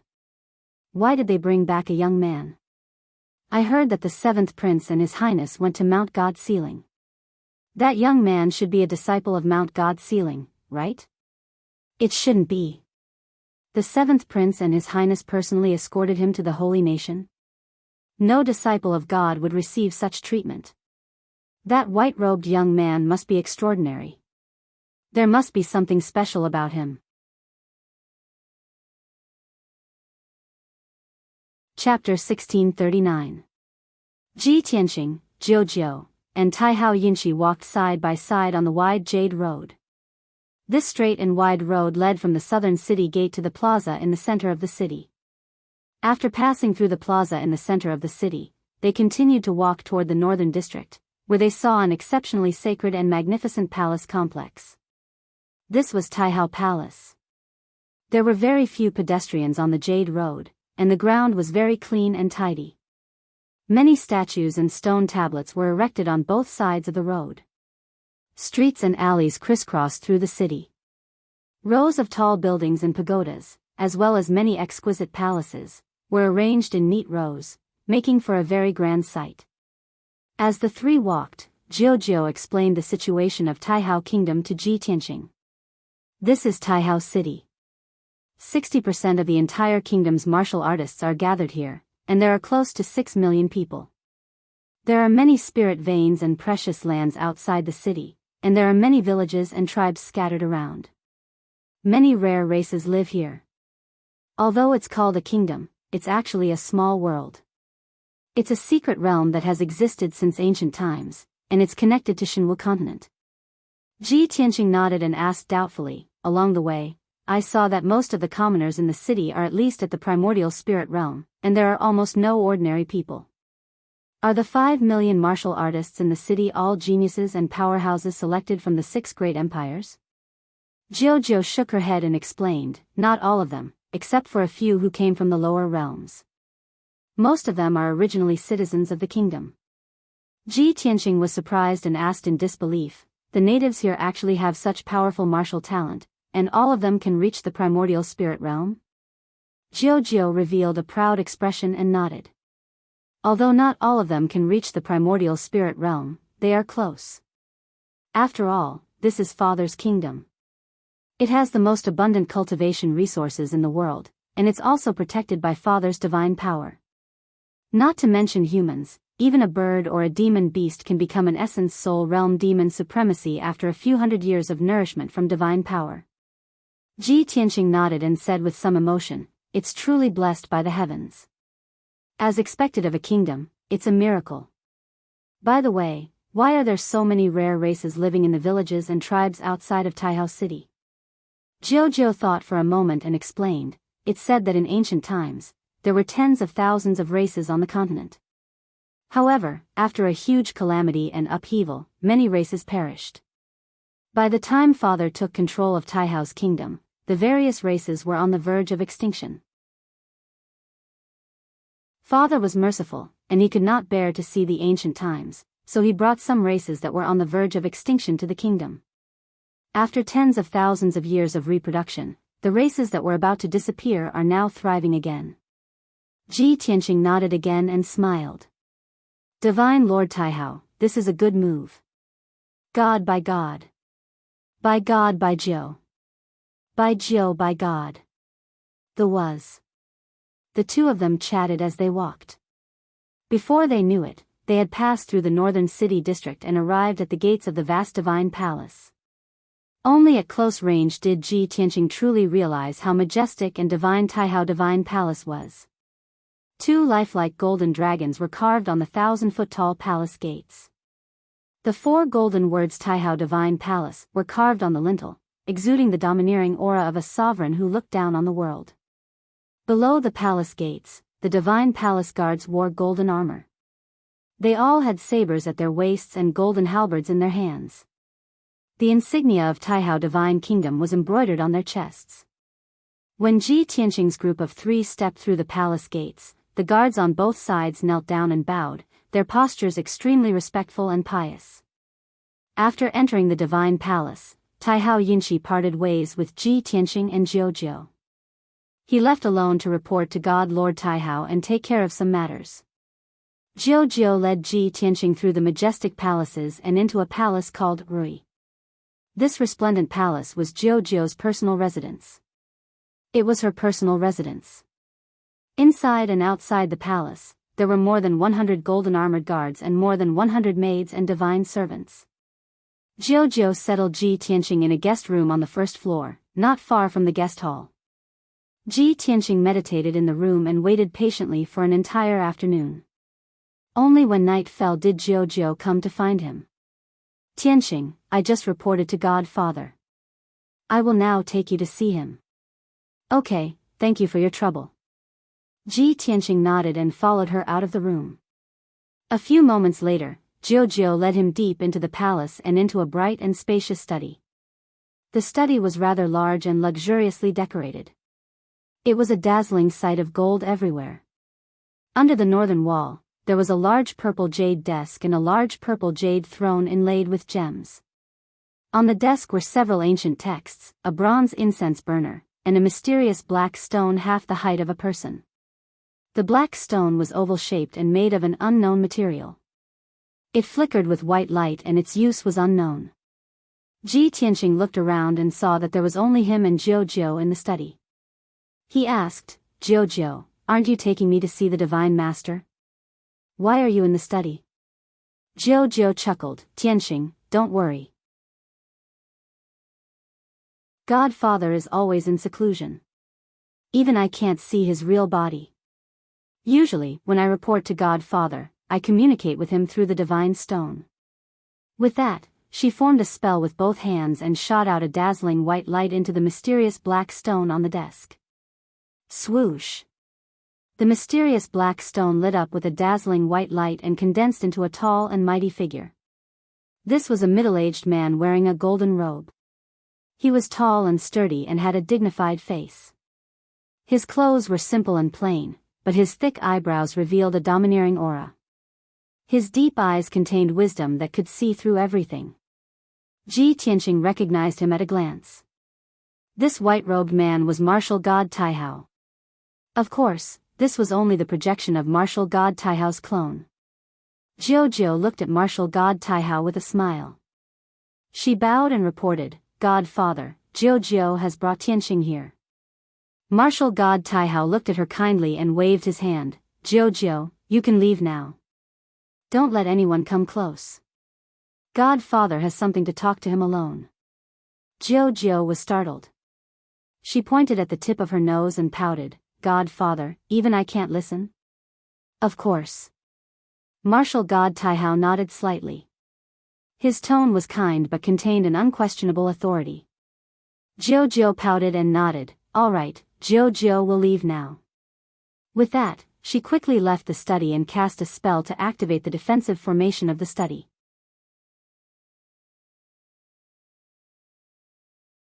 Chapter 1640. The secret room was so quiet that even the drop of a needle could be heard. Ji Tianqing and martial god Taihao's clone looked at each other in silence. After a long while, Ji Tianqing finally spoke and broke the silence in the secret chamber. Greetings, Divine Master, he greeted martial god Taihao with a cupped fist salute. Martial god Taihao finally came back to his senses. His expression was complicated as he said slowly, you're too similar. Not only do you look the same, even your bloodline and aura are the same. Ji Tianqing had been mistaken for martial god Taihao a few times before, so he wasn't surprised by martial god Taihao's reaction. He smiled and asked, Divine Master, are you talking about Kenshin? Of course. Martial god Taihao nodded and looked at him with sparkling eyes. He asked, if your cultivation wasn't so weak, would have thought that he had returned. Ji Tianqing raised his eyebrows and smiled meaningfully. He asked, if he really did return, how would you react? Martial god Taihao was clearly taken aback. He looked at Ji Tianqing playfully and said, although I don't believe that someone who has been dead for 1,000 years can come back to life, I don't believe that someone who has been dead for 1,000 years can be reborn. However, if he really does come back to life, I'll be happy for him. Ji Tianqing nodded and thought to himself, in Kenshin's memory, Kenshin and martial god Taihao were good friends. After all, Kenshin had taught martial god Taihao before. They had no grudges or conflicts of interest. Martial god Taihao should be trustworthy. Martial god Taihao sighed and said with a wry smile, unfortunately, you're Ji Tianqing. You can only be Kenshin's successor. You're not him, besides, I can guess what you're thinking. You don't need to test my attitude. If I was hostile to you, you would have disappeared a long time ago. How could you still be alive? Ji Tianqing nodded and said calmly, I've made a fool of myself in front of the Divine Lord. But I still want to ask, why did the Divine Lord summon me? Martial God Taihao said in a deep voice, firstly, I would like to meet an old friend from 1,000 years ago. You might not be him, but you look very much like him. Secondly, I owe him a favor and have never had the chance to return it. If I return this favor to his successor, perhaps he will feel gratified in the underworld. Martial God Taihao looked at Ji Tianqing sternly and said solemnly, Ji Tianqing, I know everything that has happened in the past 6 months since you entered Mount God's Seal. Your talent is extraordinary, and your future is promising. As expected of the successor of Kenshin. Although you are now the number 1 God's disciple, a God's disciple is only equivalent to my disciple in name. You can't be compared to the Son of God. Now, I want to take you in as my last disciple. If you agree, you will be my only disciple, and your status will be equivalent to the eldest son of God. Ji Tianqing frowned when he heard Martial God Taihao's words, and a look of shock flashed across his eyes. He knew very well that although Martial God Taihao had 99 children, he had never taken in a single disciple in his entire life. If he agreed, he would become Martial God Taihao's only disciple, and his status would instantly rise by more than 10 times.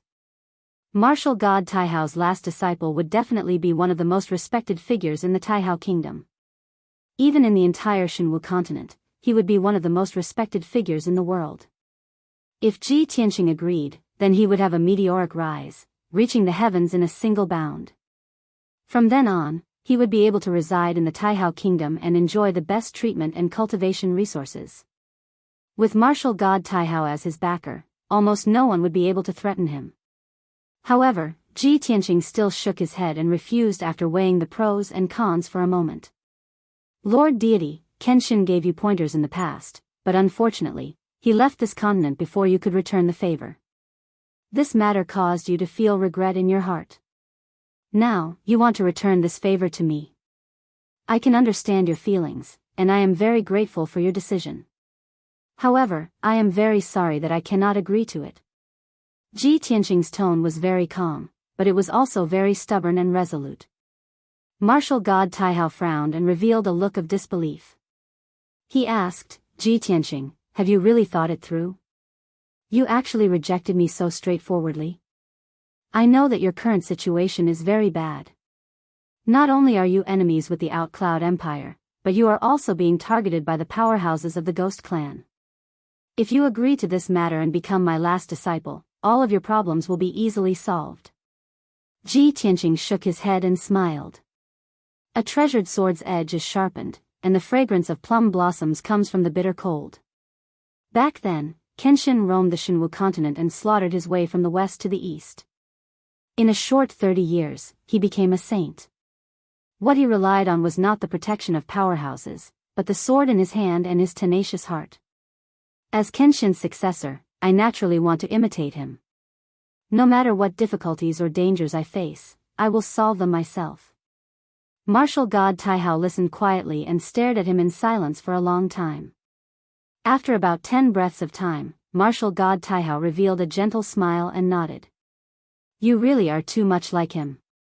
How great would it be if you were him? Since you have such aspirations, I will not force you. Of course, I will still deal with the matter of the Outcloud Empire. The 6 great empires have existed for thousands of years in peace and stability.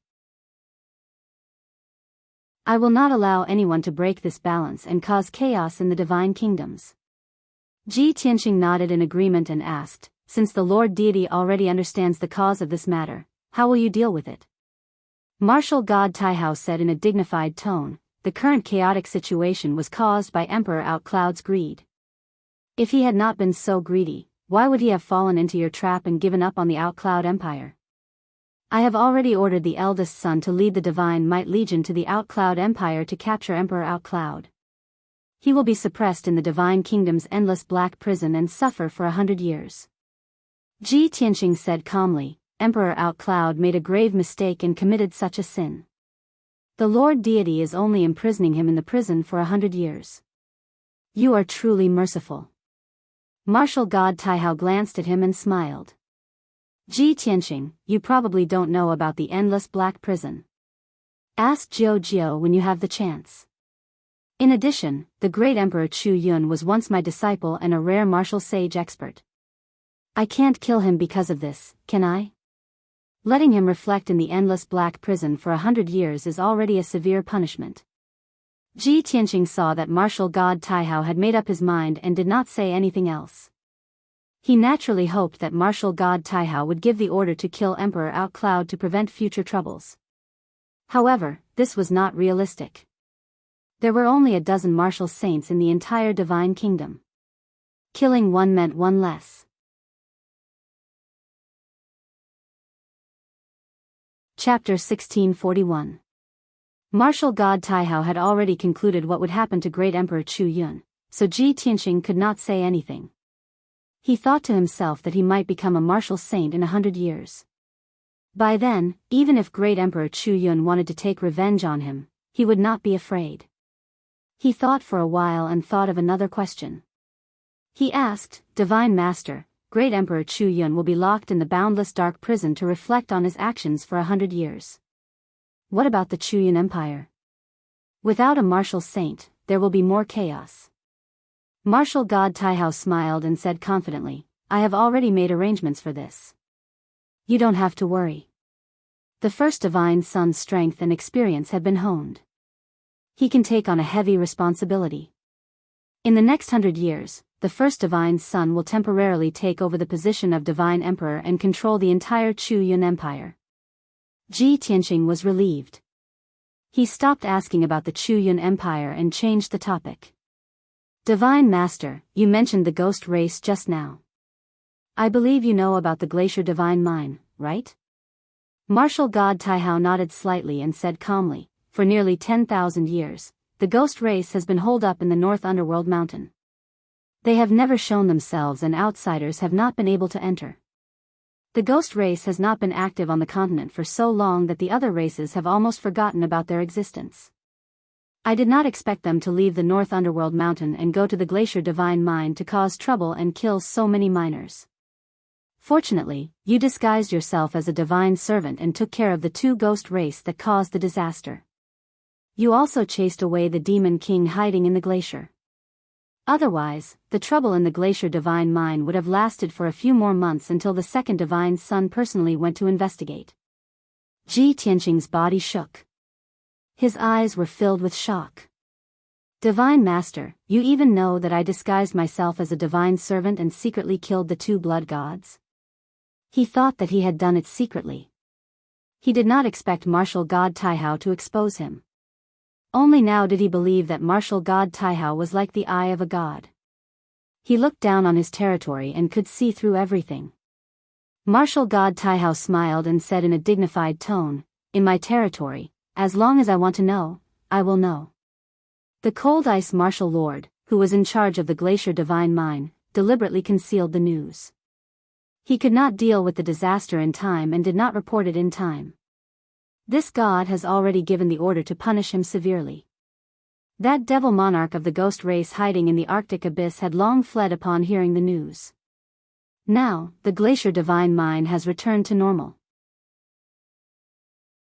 Ji Tianqing frowned and thought for a moment, then asked, Divine Lord, since the Ghost Clan has been hiding in the North Underworld Mountain for nearly 10,000 years and has never moved around the continent, why are you still here?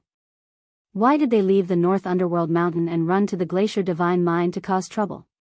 Martial god Taihao looked at him playfully and said meaningfully, not only did a few Ghost Clan experts run to the Glacier Divine Mine to cause trouble, my spies have also found out that a large group of Ghost Clan experts have left the North Underworld Mountain and are moving around in my territory.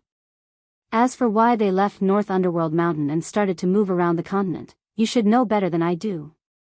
Their target is you. Ji Tianqing frowned and fell silent for a moment before saying, Divine Lord, to tell you the truth, when I first came to the Shenwu continent from the Tianxian continent, I was chasing after the ancestral demon god. You should have heard of the legend of the ancestral demon god, right? Martial god Taihao frowned, and a look of disbelief flashed across his eyes. He asked in astonishment, the ancestral demon god? You chased it all the way to the Shenwu continent? How is that possible? Of course, this god knows about the legend of the ancestral demon god. The ancestral demon god was the primogenitor of the ancient demon race, and it was also one of the reasons for the ancient war. During the ancient war, countless deities and powerhouses from various races were massacred by it. It led 3,000 blood gods and wantonly massacred the people and powerhouses of various races, causing the ancient races to wither and perish. Today, 99% of the ancient races have perished, and only a few hundred races are left. But didn't the ancestral demon god fall during the ancient war? After the ancestral demon god fell, the remaining demons on the Jianghu continent were encircled and annihilated by the various races. Those that escaped the net retreated to Dark North Mountain and changed their names to the ghost race. They never dared to appear in the world again. Ji Tianqing nodded and said, originally, the ancestral fiend god had fallen in the ancient war. But no one expected that a trace of its spirit remained, and it slept in the blood river of the demon race's sacred land for 30,000 years. After that, the demon king tried everything to revive the ancestral demon god. Although I killed the demon king, I couldn't do anything to the ancestral demon god, and it escaped here.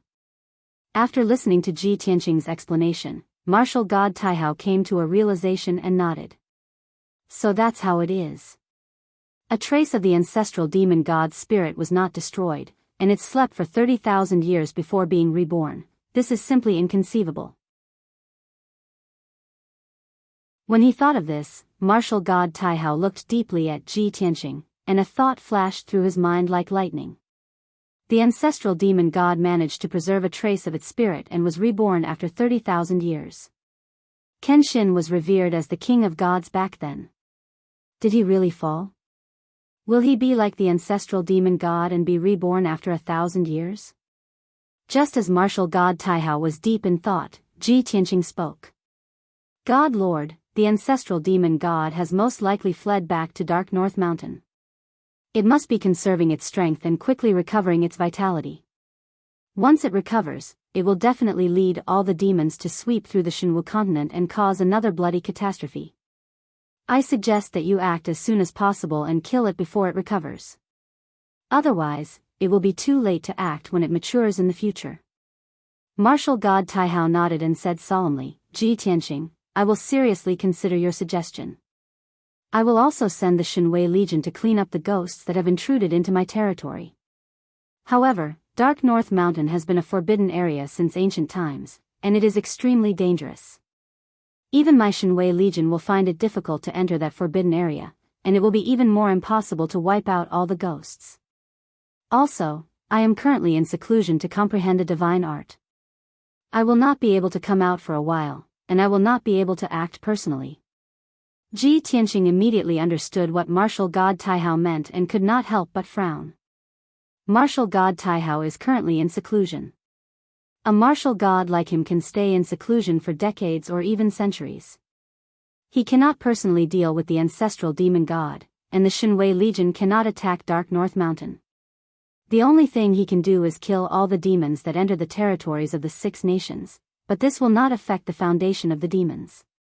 When he thought of this, Ji Tianqing let out a long sigh.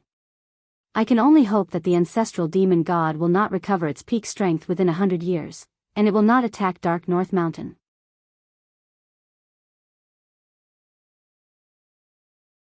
Chapter 1642. Ji Tianqing hated the demon clan to the core and wished he could kill the ancestor demon god as soon as possible to prevent future troubles. However, martial god Taihao had never dealt with the demon clan before and had no enmity with them. Naturally, he would not be as anxious as him. Moreover, martial god Taihao was in seclusion and would not come out in a short period of time. Ji Tianqing could only drop the matter and did not mention it again. Martial god Taihao continued, Ji Tianqing, the previous kingdom exchange conference will be held in the ruins of God. Every exchange conference was a once-in-a-lifetime opportunity for God's disciples from different countries. After you go to the ruins of God, you must perform well. Perhaps you will have an incredible harvest. Ji Tianqing nodded to show that he understood and asked, what is the great opportunity that the God Master is talking about? Martial god Taihao was silent for a moment before he opened his mouth to explain, this will have to start from the origin of the ruins of God. The ruins of God originated from the ancient era and appeared after the ancient war. Legend has it that it was the world of the gods, but it was destroyed in the ancient war and became a ruin.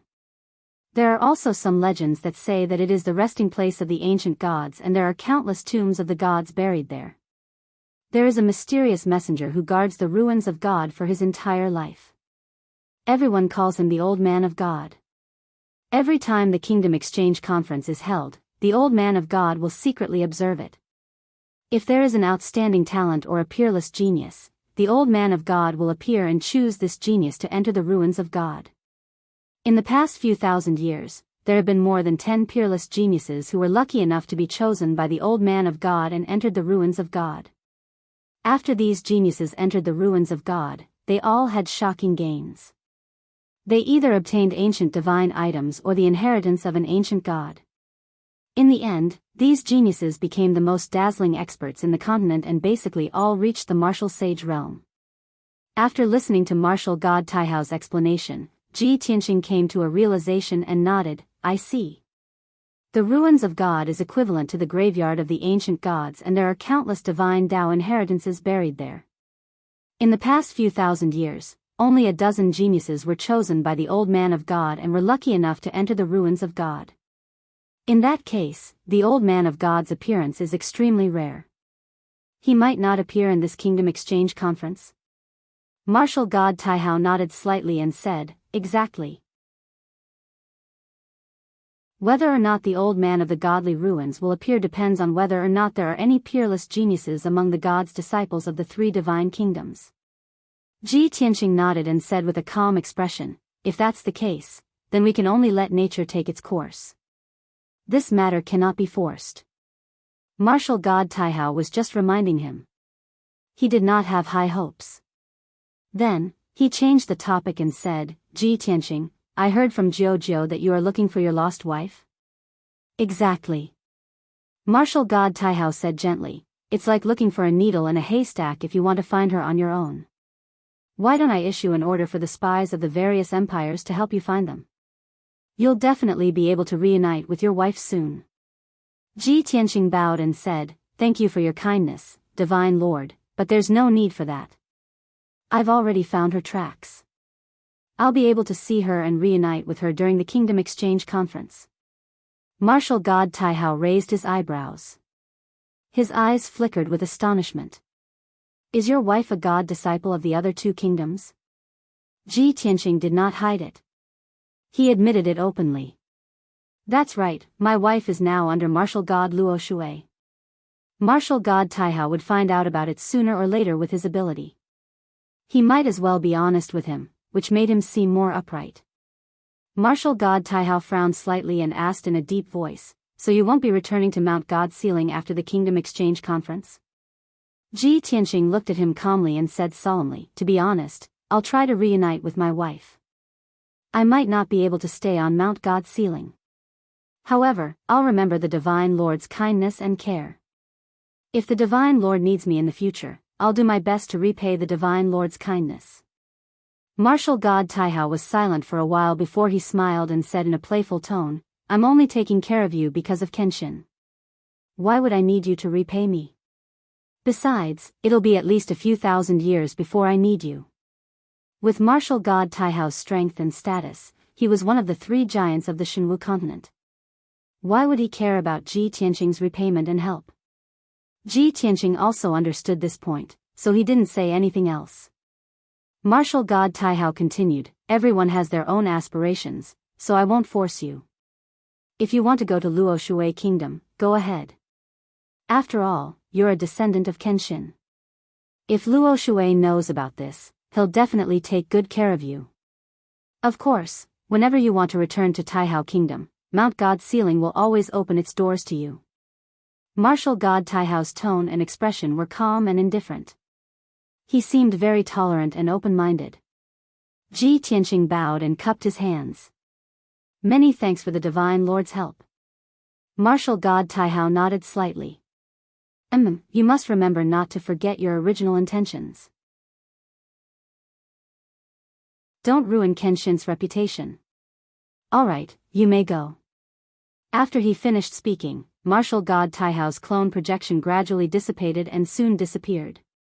The dazzling white light disappeared, and the mysterious black stone became dim. The study quieted down, and the light returned to normal. Ji Tianqing quietly pondered for a moment before turning to leave. When he walked out of the study, he saw Jiao standing outside. She had a gloomy expression on her face as she pouted and counted the time with her fingers. When she saw Ji Tianqing come out, she immediately revealed a joyful expression and hurried over to welcome him. "Tianqing, you're finally out. Are you done talking to father? What did you talk about?" Jiao raised her head and looked at Ji Tianqing. Her small face was filled with anticipation, and her big round eyes were filled with excitement. Ji Tianqing smiled and said, "The Divine Lord told me about the Kingdom Exchange Conference.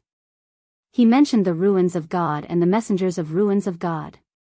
He asked me to perform well." Jiao nodded and said in a clear voice, "Even if father didn't tell you about this, I was going to tell you.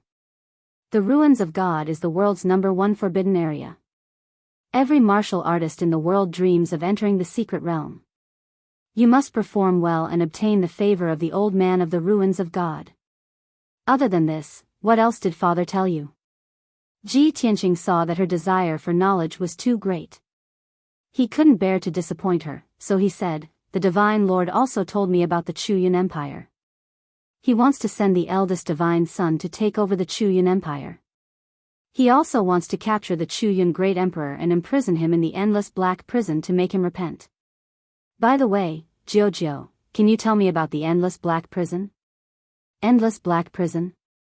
Jiao's eyes widened. The smile on her small face disappeared, and her eyes were filled with fear.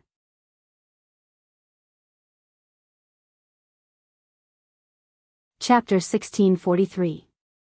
Jiao only revealed one sentence about the endless dark prison and did not mention anything else. Where was the endless dark prison? How terrifying was it? What dangers were there? He had no answer to any of these questions. However, Ji Tianqing knew that the great Emperor Chuyun would not have a good life in the next 100 years. He and Jiao left the study and walked back to their residence.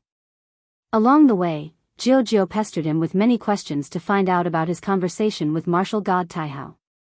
In Jiao's opinion, martial god Taihao did not allow her to eavesdrop and was being so mysterious. They must have talked about some secrets. Her strong curiosity made her want to get to the bottom of this matter. Ji Tianqing had a headache and could only brush her off with a few perfunctory words. He then returned to his residence to rest. After a night of recuperating and meditating, his mental state had recovered to its peak, and he only felt refreshed. The God's kingdom is indeed blessed by nature and envied by others. Meditating here for a night is equivalent to cultivating in Mount God bestowment for 3 days. Ji Tianqing made a comparison in his heart and the result was shocking. The next morning, he found Jiao and said that he wanted to leave. He had achieved his goal of coming to the God's kingdom and there was no need for him to stay. Jiao frowned in confusion and asked, "Tianqing, you just came to the God's kingdom. Why are you in a hurry to leave? The God's disciples of Mount God bestowment have just left and it will take them at least 20 days to reach the God's ruins. If you leave now, you can reach the God's ruins in an instant and reach 20 days earlier than them. Don't you still have to wait for them? If that's the case, why don't you stay in the God's kingdom and leave when the time is near?" Ji Tianqing frowned and thought about it. He did not say anything. Jiao pulled his arm and continued to persuade him, "Tianqing, the God's ruins is very strange and dangerous. If you go alone, you might not even find the place. It's not easy for you to come to the God's kingdom. You should go and see the scenery. Even if you don't go sightseeing, you can stay in your room and cultivate. It's faster than cultivating in the lower bound." In the end, under Jiao's insistence, Ji Tianqing decided to stay in the God Kingdom for half a month. Seeing that he had finally agreed to stay, Jiao was especially happy. She hurriedly pulled him out of the hall. "Tianqing, let me take you to see the scenery of the Divine Kingdom." Regardless of whether Ji Tianqing agreed or not, Jiao pulled him out of Rui Palace. Under Jiao's orders, the captain of the guards brought over a snow-white winged Pegasus for the two of them. The heavenly horse was a divine steed. It was tall and holy, and there was not a single strand of variegated hair on its body. It emitted a faint silver light. Jiao brought Ji Tianqing onto the Pegasus. The Pegasus spread its pure white wings and flew into the sky. Shwa! The heavenly horse was flying in the sky above Taihao City, gracefully circling and dancing in a leisurely manner. Jiao pointed at the buildings in the city and took the initiative to introduce them to Ji Tianqing. Tianqing, look over there. That's the market, the largest trading market in the city. Many martial artists trade there. Some rare treasures often appear there, as well as many interesting things. Seventh brother and I often go there to take a look. Over there is the tower, the tallest building in the city. It was built by the royal craftsmen of the Divine Palace. It only took 3 days to complete, and over there, the largest palace is the 100 Clans Assembly. Usually, if there are any major events of the 100 Clans outside the city, they will report to the 100 Clans Assembly, Jiao continued to introduce, feeling a little excited. Ever since she first met Ji Tianqing in the Xian Pin Gate, she felt that Ji Tianqing was different from the rest. He was very special. This inexplicable feeling gradually deepened as she interacted more with Ji Tianqing. Because of this, she tried her best to persuade Ji Tianqing to stay. In the depths of her heart, she always wanted to spend a few more days with Ji Tianqing. Perhaps she could understand him better. Ji Tianqing listened quietly. Occasionally, he would ask a question or two, and from time to time, he would be amused by Jiao. Unknowingly, the Pegasus carried the two of them out of Taihao City and flew out of the city. Outside Taihao City, there were rolling mountain ranges. They were basically deep mountains, great lakes, and thousands of feet high peaks. In some of the flatter mountain peaks and valleys, there were a few villages and tribes scattered around. Although these villages and towns were not big, they had a very long history. The houses and buildings had a special style. The small villages only had a few dozen families, and the population was only 100 or 200. The bigger towns had thousands of houses and buildings, and the population was as high as 10,000. Ji Tianqing stood on the back of the Pegasus and looked down at the many villages and tribes. Indeed, he saw many strange races. There was the mermaid clan who lived by the lake. They had a human body and a fish tail. There were the ancient tree shepherds who lived in the lush forest. They had the body and limbs of a big tree, but they had the head of a human. There was also a centaur tribe who lived on a hillside facing the sun. There were more than 200 people in the tribe. They all had the body of a horse, 4 hooves, and a tail, but their necks were no different from humans. There were also the rare Miluo lion men, silver star wolf men, ancient willow tribe, flower spirit tribe, and so on. Ji Tianqing had never heard of most of the races. After seeing them, he felt that it was an eye-opener. There were only a few races that he had seen in the ancient books. However, this was the first time he saw them with his own eyes. About 2 hours later, the Pegasus flew deeper into the mountain range. Jiao pointed at a 2,000 feet high peak in front of them and said to Ji Tianqing, "Tianqing, that's the Moon Fox Mountain, the territory of the Moon Fox tribe. The people of the Moon Fox tribe, regardless of their gender, are very handsome and kind. They are good at making a kind of cake called the moon mark. It's very delicious. I used to visit them often." Ji Tianqing smiled and said jokingly, "You want to eat their cake, right?" "Yes." Jiao nodded and said with a smile, "I'll take you to try it. I believe you'll like it too." While they were talking, the Pegasus carried the two of them to the sky above the Moon Fox Mountain. This 2,000 feet high peak stood in the middle of the mountains. It was very beautiful and had its own good fortune. The middle of the mountain was covered by clouds and mist. The peak of the mountain was surrounded by a sea of white clouds. It was like a fairyland. The mountain peak with a radius of more than 30 miles was relatively flat. There were dense forests and grasslands growing on it. A huge 5-colored light shield covered the peak of the mountain like a sky curtain, protecting the territory of the Moon Fox tribe.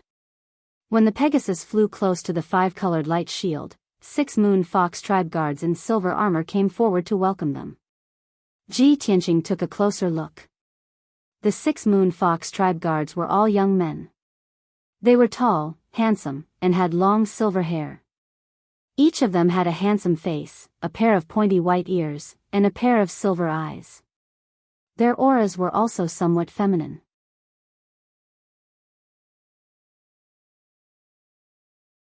Chapter 1644.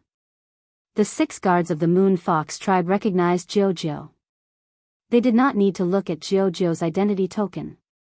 They quickly opened the 5-colored light shield and bowed in unison. "Greetings, Your Highness.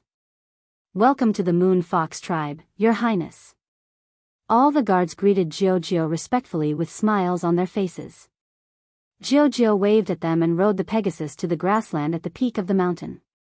Dozens of old houses and mansions were scattered on the flat green grass. They were all made of marble and inlaid with a large number of moonstones. At the northern end of the grassland, there was a 3-story silver palace at the edge of the forest. The palace was not big, but it had a unique design. It exuded a sacred and solemn aura. At the top of the palace, there was a statue of a mythical beast. Ji Tianqing glanced at it and vaguely saw that the white jade statue seemed to be an exceptionally handsome fox. While he was looking around, many people of the Moon Fox tribe had already gathered around him. Most of them were wearing long silver robes. Regardless of gender, age, or gender, they were all tall and slender.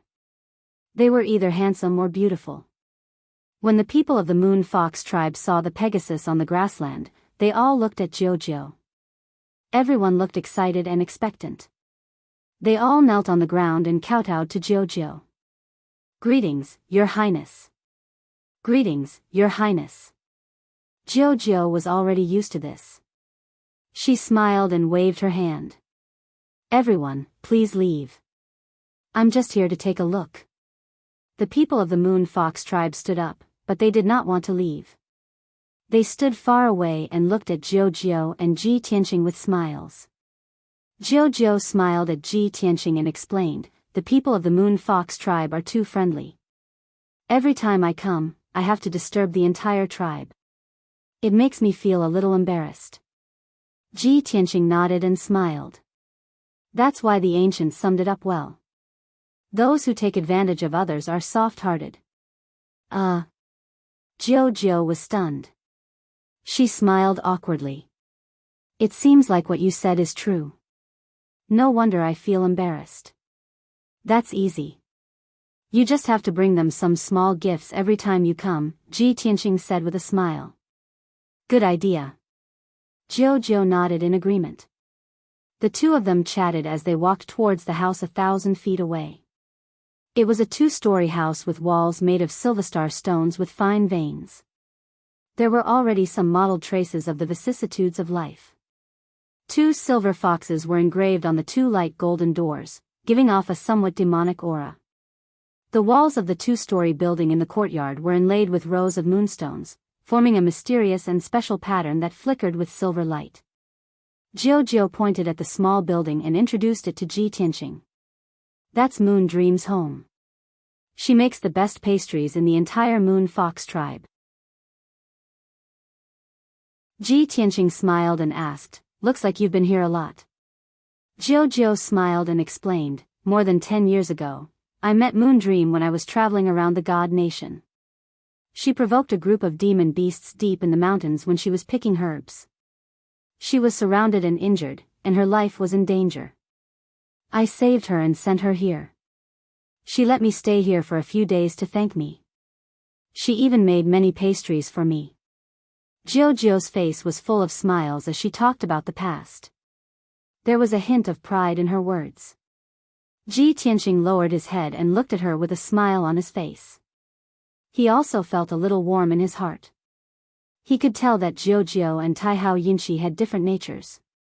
Although she was the most honorable goddess and the most favored princess, she did not have Taihao Yinshi's arrogance and aloofness. She was still very simple and kind. Occasionally, she would be a little muddle-headed. She was very cute. All in all, she would be very popular no matter where she went. In this martial Tao world where people's hearts are sinister and dark everywhere, I'm afraid only someone with Jiujiu's status can remain untainted by the world and maintain a pure and kind heart. This thought flashed through Ji Tianqing's mind, and he felt a little emotional. At this moment, a series of footsteps came from behind them. Ji Tianqing and Jiujiu stopped and turned around. They saw a woman from the Moon Fox clan in a long silver dress. She was escorted by 4 guards in silver armor and she was walking quickly toward them. The Moon Fox woman looked to be in her early 30s. It was hard to tell her actual age. She had a seductive figure and a beautiful face. She was dressed in a luxurious robe and wore a silver crown on her head. She also held a 2-foot-long scepter in her hand. Ji Tianqing could tell that this Moon Fox woman's strength and temperament were extraordinary. She should be the leader of the Moon Fox tribe. The Moon Fox woman came closer and looked at Jiujiu respectfully. She bowed and said, "Greetings, Your Highness. It is the Moon Fox tribe's honor to have Your Highness here again." Jiujiu raised her hand and said with a smile, "You don't have to be so polite, Silver Moon Priestess. I'm just here for a walk. You don't have to accompany me." In the Moon Fox tribe, the Grand Priestess was the leader with the highest authority. Silver Moon bowed again and said yes to Jiujiu. She then looked at Ji Tianqing and asked, "Your Highness, may I ask who this distinguished guest is?" "My friend. I brought him to see the scenery," Jiujiu said with a smile. Silver Moon's eyes flashed with shock as she sized up Ji Tianqing. In her opinion, someone who could be called a friend by Jiujiu must have an extraordinary status. He must be someone as important as a god's son or a goddess. Although Ji Tianqing was only at the primordial soul realm, he looked calm and had an extraordinary aura. Silver Moon couldn't see through him at the moment, so she bowed slightly and greeted him, expressing her welcome. Ji Tianqing only nodded slightly in return and didn't say anything. After a while, the Silver Moon Priestess left with her guards. Jiujiu led Ji Tianqing to the front door of the house. She pushed the door open and stepped into the yard. A beautiful woman with a graceful figure in a silver silk dress was weaving in the courtyard. When she saw Jiujiu and Ji Tianqing enter, she quickly stood up and bowed in surprise. "Your Highness, why are you here?" Jiujiu nodded with a smile and said, "I'm here to see you. I also brought my friend to try your cooking." Then, she introduced Ji Tianqing. "Tianqing, this is Moon Dream." Moon Dream bowed to Ji Tianqing and exchanged a few pleasantries. Then, she pulled Jiujiu and said eagerly, "Your Highness, since you're here, I'll make some pastries for you later. Also, I'm planning to make a dress for you after I'm done." "Oh? Is that so? Let me see." Jiujiu was pleasantly surprised. She followed Moon Dream into the living room to see the unfinished dress. Ji Tianqing stood alone in the yard and looked around.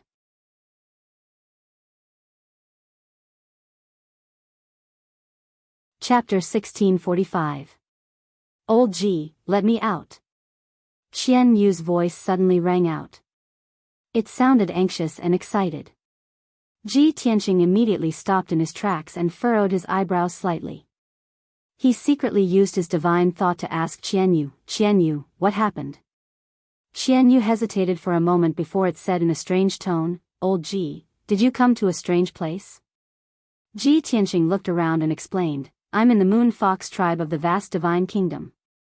I heard from Jiujiu that this is an ancient tribe that originated from ancient times.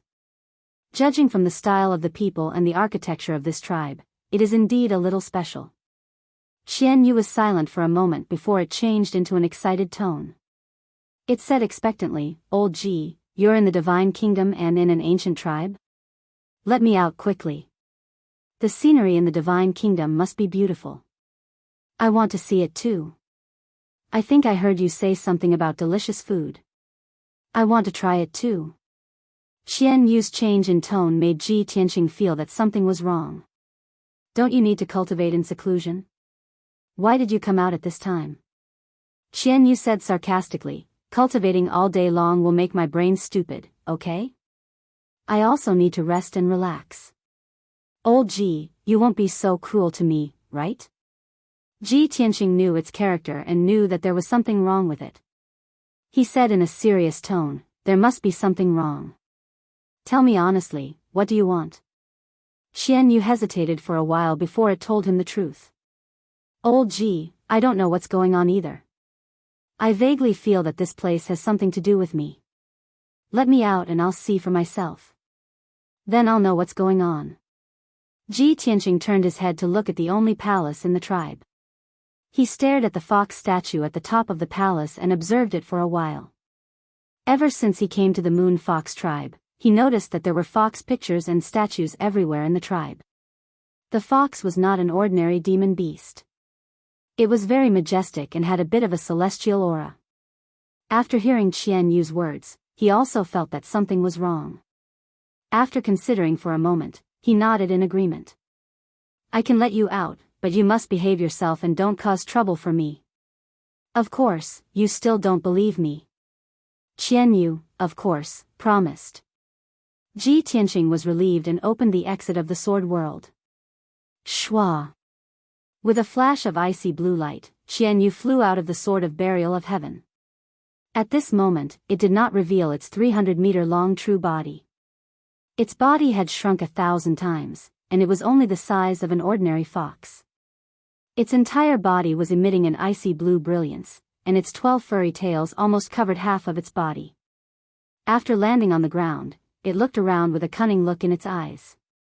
Ji Tianqing was just about to remind it not to run around when Jiao and Moon Dream walked out of the room. They were talking and laughing as they walked into the courtyard. Tianqing, let's sit in the living room and talk. What's this? Jiao was talking to Ji Tianqing when she suddenly noticed Qian Yu, and her eyes lit up. Moon Dream also saw Qian Yu, and her body shook. She stared at Qian Yu with her eyes wide open. However, before they could see Qian Yu's face clearly, Qian Yu flew out of the house and disappeared in the blink of an eye. Ji Tianqing frowned. He was about to send a voice transmission to Qian Yu to call it back. Jiao came up and asked curiously, Tianqing, is that little beast your pet? Ji Tianqing nodded. She looks quite cute. Why haven't I seen her before? Jiao stuck her head out and looked around. There was some anticipation in her eyes. Moon Dream's expression was complicated as well. She peeked out secretly, and her heart was filled with doubts. However, she was not familiar with Ji Tianqing, so she was too embarrassed to ask. Then, the three of them entered the living room and sat down. Moon Dream personally brewed tea for Ji Tianqing and Jiao. She also brought some spirit fruits before going to the kitchen to make some pastries. The tea was the Moon Fox Clan Star Spirit Tea. It tasted refreshing, and one would have rolling spirit chi after drinking it. The spirit fruits were also a species unique to Mount Yaoyu. They were very attractive and contained wisps of star power. After Ji Tianqing ate the 2 spirit fruits, the star power merged into his body and subtly tempered his body. After all, he had cultivated the galaxy body tempering art and could absorb the star power to temper his body. The spirit fruits on Mount Yaoyu were very beneficial to him. Unfortunately, he was worried that Qian Yu would cause trouble, so he was distracted and could not focus on refining the star power. About an hour later, Moon Dream finally finished her work. She brought a plate of fragrant pastries to Ji Tianqing and Jiao. There were 8 crescent-shaped pastries on the simple silver tray. Each pastry was light silver and emitted bits of starlight. They were like the moon that had shrunk millions of times. The pastries were very exquisite. Even the texture was very particular. They also contained rich star power, which was very beneficial to cultivators. Jiao had been thinking about it for a long time. She eagerly picked up a pastry and tasted it. Ji Tianqing did not stand on ceremony and started tasting the moon mark. Moon Dream looked at the 2 of them expectantly, waiting for their comments. When the 2 of them were satisfied and full of praise, a smile bloomed on her face, revealing an expression of pride and honor. However, just as Ji Tianqing and Jiao were tasting the delicacies and Moon Dream was blissful, there was a sudden exclamation. Oh my God! Everyone, look! What's going on? The divine fox has appeared. A sudden clamor sounded in the air above the grassland. Ji Tianxing, Jiao, and Moon Dream were stunned. They hurriedly walked out of the living room and into the yard. The three of them looked toward the center of the tribe and saw the only palace in the tribe emitting starlight. Many Moon Fox clansmen in silver and white dresses were flying toward the palace quickly. More and more clamorous noises came from all around the palace. The originally peaceful Moon Fox tribe suddenly became lively and noisy. What's going on? Jiao frowned and looked at Moon Dream in confusion. Moon Dream was also confused. It seems like something happened in the temple. Could it be that Qianyu got into trouble again? Ji Tianxing had a bad premonition and frowned. He only thought for a moment before flying into the sky and flying toward the temple. Let's go and take a look. Jiao and Moon Dream quickly followed him and flew toward the temple. In the blink of an eye, the three of them flew thousands of feet away and arrived at the entrance of the temple.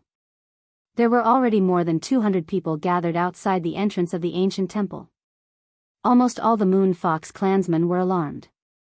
The holy and solemn silver temple was enveloped in a dazzling silver light.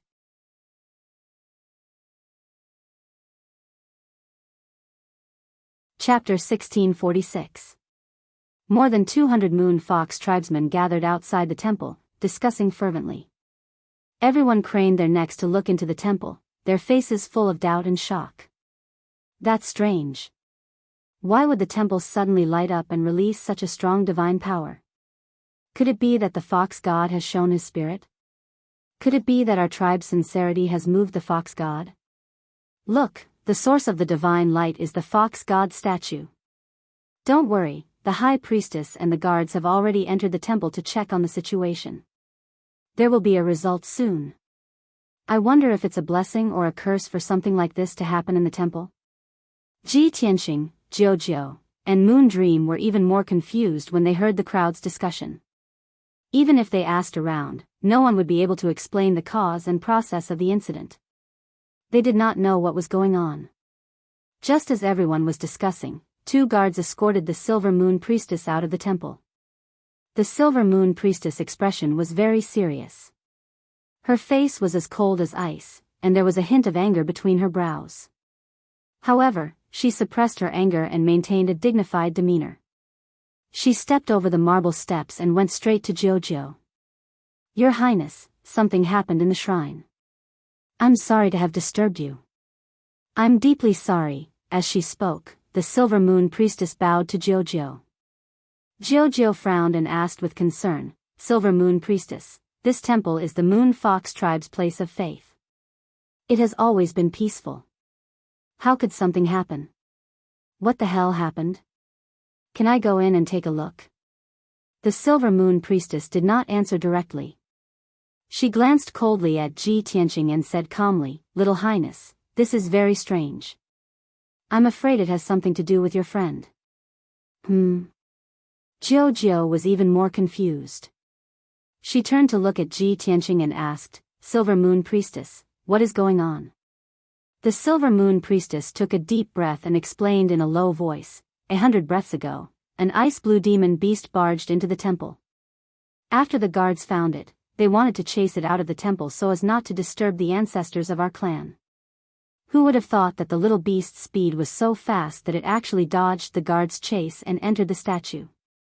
It even swallowed the summoning moon divine stone in one gulp. I've already asked the guards to investigate. Someone saw the demonic beast flying over from Moon Dream's house. What? Jiao, Moon Dream, and the others opened their eyes wide in disbelief. Ji Tianxing frowned and a touch of helplessness flashed in his eyes. He thought to himself, damn Qianyu, just now he promised me that he wouldn't get into trouble. I didn't expect that in just a short while, it would cause such a huge disaster for me. He didn't know what the divine moon stone the Silver Moon Priest was talking about. However, the Silver Moon Priest and the rest of the Moon Fox clansmen were shocked and furious. Seeing everyone's reaction, Ji Tianqing could also guess that the divine stone of the summoning moon was definitely something extremely important. After all, this temple was the place of worship for the Moon Fox clansmen. It was a sacred place that could not be desecrated. The statue and the divine stone of the Moon Fox clan were also the sacred objects of the Moon Fox clan. The Silver Moon priest looked at Jiao and said in a low voice, "Young Highness, to be honest, if this young master was not your friend, would have already ordered him to be arrested. Our clan has always believed in the ancestors. Even when we were on the verge of extinction, we did not forget to protect the statue and the divine moonstone of the ancestors. To us, nothing is more important than the statue and the divine moonstone. Now that something like this has happened, I implore Young Highness to deal with it impartially." The Silver Moon priest's tone was very solemn. After she finished speaking, more than 200 Moon Fox clansmen knelt on the ground and kowtowed to Jiao. "Your Highness, please uphold justice for us." Everyone's tone was filled with grief and anger. It was obvious that if Jiao wasn't present, these angry Moon Fox clansmen would have already attacked Ji Tianqing. Jiao also felt troubled and said, "Silver Moon priest, don't be anxious. Let's go in and take a look first. I believe that my friend will not have any ill intentions towards the Moon Fox clan." After that, she pulled Ji Tianqing up the stairs and walked towards the entrance of the temple. The Silver Moon priest suppressed the anger in her heart and followed them into the temple. As for Moon Dream, she could not enter the temple without the permission of the high priest. She could only wait outside the door with her clansmen and wait anxiously. Ji Tianqing and Jiao stepped through the door and entered the vast and bright temple. The temple, which had a radius of 100 feet, was decorated with the unique features of the other clans. The floor was paved with marble and inlaid with all kinds of colorful gems to form mysterious patterns. 16 thick and sturdy pillars stood on both sides of the temple and were painted bright silver. The walls on both sides of the temple were carved with lifelike reliefs of all kinds of strange and rare spirit beasts. At least a few thousand spirit beasts were facing the north of the temple and bowing with sincerity. And in the north of the temple, there was a tall altar. At the top of the altar, there was a statue of a spirit beast that was 100 feet tall. It was a spirit fox that was silver in color and looked very lifelike. Its appearance was majestic and its appearance was demonic. Its aura was mysterious and ethereal, and it even had a hint of an immortal spirit. Without a doubt, this spirit fox statue was the ancestor that the Moon Fox clan worshipped. Originally, this statue was made of special materials and had a powerful divine formation around it, so it should be glowing brightly. But now, the entire statue was dim and lifeless, like an ordinary stone. It was as if all the spirit chi and divine power had disappeared. There was a ball of icy blue light lying quietly on the shoulder of the spirit fox statue. Ji Tianqing knew that it was Qianyu. It was curled up into a ball and lying on the shoulder of the statue. It was sleeping soundly and was even snoring rhythmically. A wry smile appeared on Ji Tianqing's face as he thought to himself, "Isn't this damned stupid fox usually quite sly? After causing such a huge mess, not only did it not escape from the temple, it even dared to sleep on the statue. How am I supposed to explain this?" Even though this was what he thought, he could guess that there had to be a reason for this. He released his divine sense and carefully examined Qianyu for a moment before discovering something. There was a fist-sized silver ball of light in Qianyu's body, which was exuding divine power at the same rhythm as its breathing.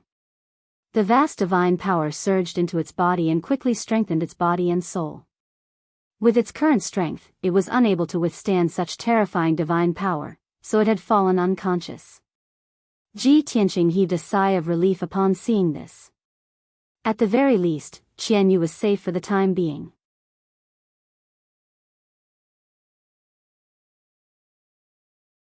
Chapter 1647. To Ji Tianqing, as long as nothing happened to Qianyu, everything would be fine. But the Silver Moon priestess's face didn't look too good. Her anger was getting worse and worse. Not only did Qianyu swallow the god stone, but he was also sleeping on top of the statue. This was an insult to the Moon Fox clan's ancestors. The Silver Moon priestess couldn't hold back her anger any longer. She glared at Ji Tianqing and asked, "Young master, please give my clan a reasonable explanation." This. Ji Tianqing hesitated for a moment. He looked around and finally fixed his eyes on the tall statue of the fox god. He carefully observed the statue, sizing it up from head to toe. Suddenly, his eyes flashed and he had an idea. The Silver Moon Priestess saw that he was silent and became even angrier. She asked coldly, "Your pet has caused such a big trouble. Don't you feel sorry for it? If that's the case, then don't blame me for not giving you face. Men, take down the demonic beast that blasphemes the ancestors' dignity." At this point, the Silver Moon Priestess couldn't care less about Jiujiu's presence. She also didn't care that Ji Tianqing was Jiujiu's friend. If she didn't take down the demonic beast, she wouldn't be able to face the people of the Moon Fox clan. Hearing her order, 4 guards in silver armor immediately flew up to the altar to capture the sleeping Qianyu. "Wait." Ji Tianqing finally spoke. He waved his hand and stopped the 4 guards in their tracks. He looked at the Silver Moon Priestess with a serious expression and shouted, "Silver Moon Priestess, you are the leader of the Moon Fox clan. How can you be so stupid? How disappointing." "What?" The Silver Moon Priestess was stunned. She stared at him coldly. Jiujiu and the 4 guards were also stunned. They didn't understand what was going on. Ji Tianqing put his hands behind his back and said proudly, "Silver Moon Priestess, do you know what it means to worship the Lord Yi? You keep saying that the Moon Fox clan has been worshipping the ancestor god for generations, treating the divine Fox clan as their lifelong faith and not allowing anyone to profane it. But now, the ancestral god had appeared, and the Fox god had come to the Moon Fox tribe. Yet all of you turned a blind eye to it and couldn't even recognize the descendant of the first god. Aren't you ashamed?" The Silver Moon Priest was stunned by his words, and his body stiffened on the spot. "What did you say? Is that demonic beast the ancestor god that my clan has worshipped for generations? Ha ha ha. Do you know what kind of punishment you will have to bear for speaking nonsense and slandering our ancestors?" Obviously, the Silver Moon Priest thought that Ji Tianqing was just making things up to help Qianyu. She didn't believe Ji Tianqing's nonsense at all. She turned her head to look at Jiujiu, cupped her hands and bowed. She said in a serious tone, "Your Highness, this young master has slandered and blasphemed the ancestors of our race. Please forgive me for being unable to forgive him. Now, Silver Moon is going to capture him and punish him in public." The Silver Moon Priest could not take it anymore. Even if Jiujiu was present, he would immediately order for Ji Tianqing to be arrested and punished in public. Jiujiu did not expect things to turn out this way. She hesitated. But she only hesitated for a moment before shaking her head. "Silver Moon Priest, I don't think Tianqing would spout nonsense. He must have his reasons for saying this. Why don't you give him a chance to explain himself? If he really did offend the ancestors of the Moon Fox clan, I will not protect him." Since Jiujiu had spoken, the Silver Moon Priest could only nod and agree.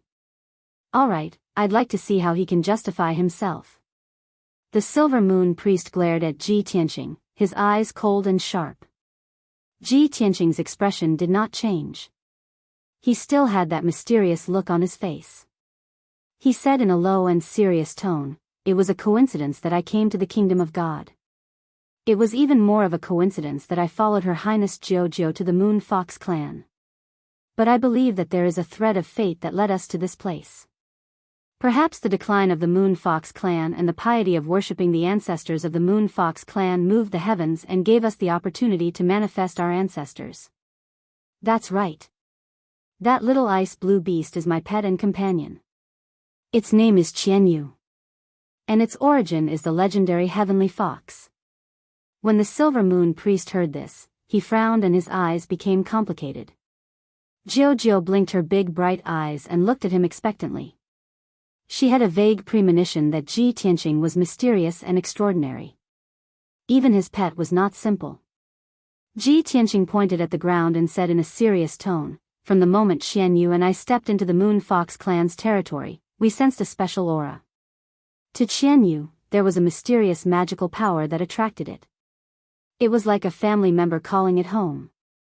So, in a moment of excitement, it followed the call of the mysterious magical power and barged into this temple. As for what happened after that, it was all logical.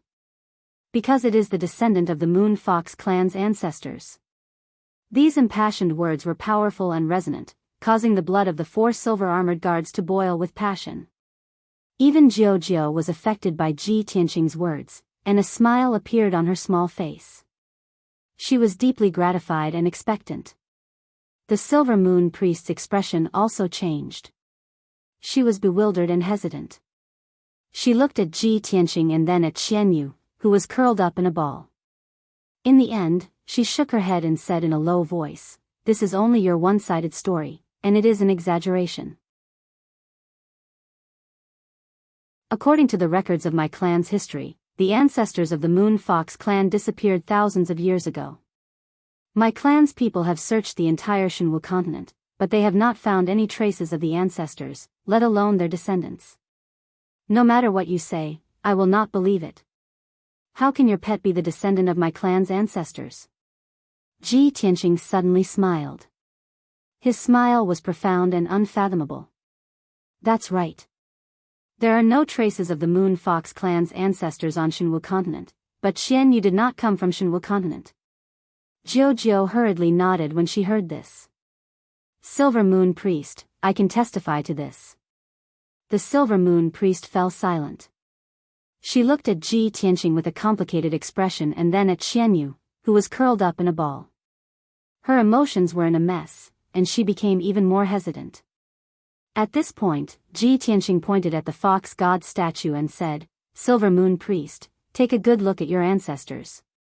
Count how many tails they have." The Silver Moon Priest frowned and said in an unhappy tone, "My clan has worshipped the ancestors for generations, and I have served them for more than 100 years. How can I not know this? The ancestors are the noblest of foxes, and they have 12 tails." Ji Tianqing's lips curled up into a smile.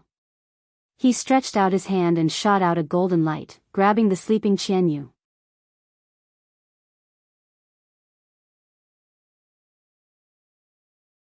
Chapter 1648. Ji Tianqing's words stunned the Silver Moon Priestess and Jiao. The two of them stared at Qianyu and counted its big, furry tail. The next moment, both of their faces changed. Qianyu's icy blue furry tails almost covered half of its body. The number of tails was not too many and not too few.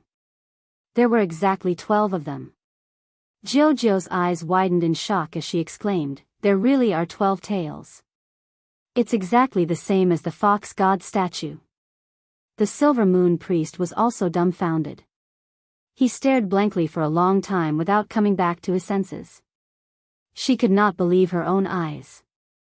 Although she wanted to convince herself that it was just a coincidence.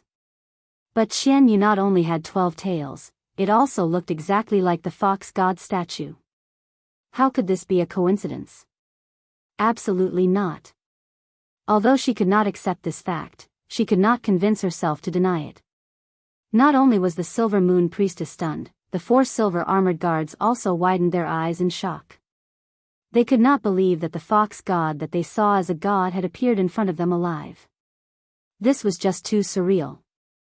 It was as if one day, an old man with a white beard suddenly appeared in front of you and said that he was the god that you had worshipped for your entire life. If it was anyone else, they would not be able to accept this shock, let alone believe it immediately. The temple was so quiet that even the sound of a pin dropping to the ground could be heard. Ji Tianqing was silent for a moment.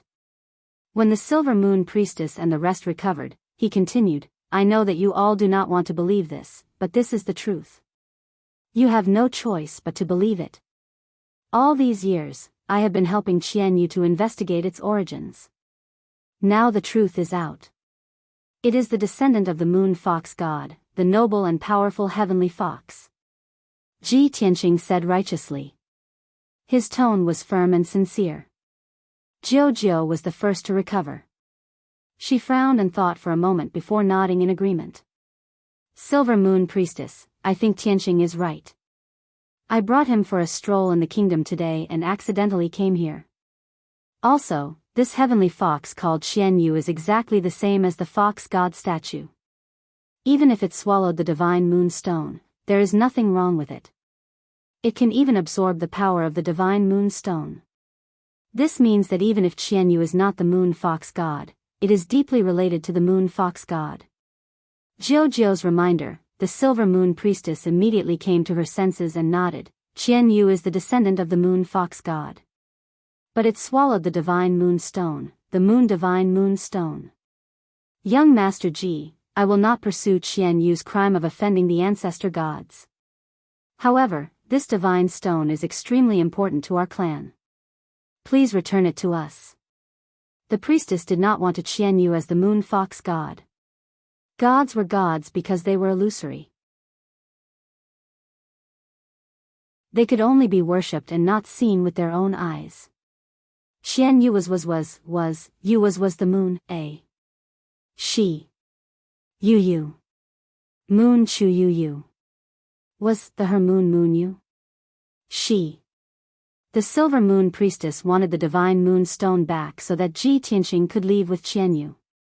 But Ji Tianqing would never agree to that. Silver moon priestess, you're being unreasonable. Qianyu is the descendant of the moon fox god. You have been worshipping the moon fox god for generations. Now that it is back, it is your piety that has moved the moon fox god. This is a joyous occasion for the moon fox god. As for the divine moonstone, it is the moon fox god's treasure. Or, it was left behind by the moon fox god. Qianyu swallowed the divine moonstone. You can say that it is returning to its rightful owner. Ji Tianqing looked at the silver moon priest with a serious expression and analyzed the situation in a serious tone. The silver moon priestess was dumbfounded. She stared at Su Ping, stuttering. You shameless bastard. I have never seen someone as unreasonable as you. You can't tell right from wrong. That divine moonstone is the moon fox god's treasure. Your pet swallowed the divine moonstone. How am I being unreasonable? Ji Tianqing handed Qianyu to the priestess. From now on, Qianyu is no longer my pet. It is the moon fox god. Didn't you say that the moon fox god has been worshipping the moon fox god for generations? It is time to test you. The moon fox god is here. Serve it well. With that, Su Ping turned around and was about to walk out of the temple. The silver moon priestess held the sleeping Qianyu in her arms. She did not know what to do.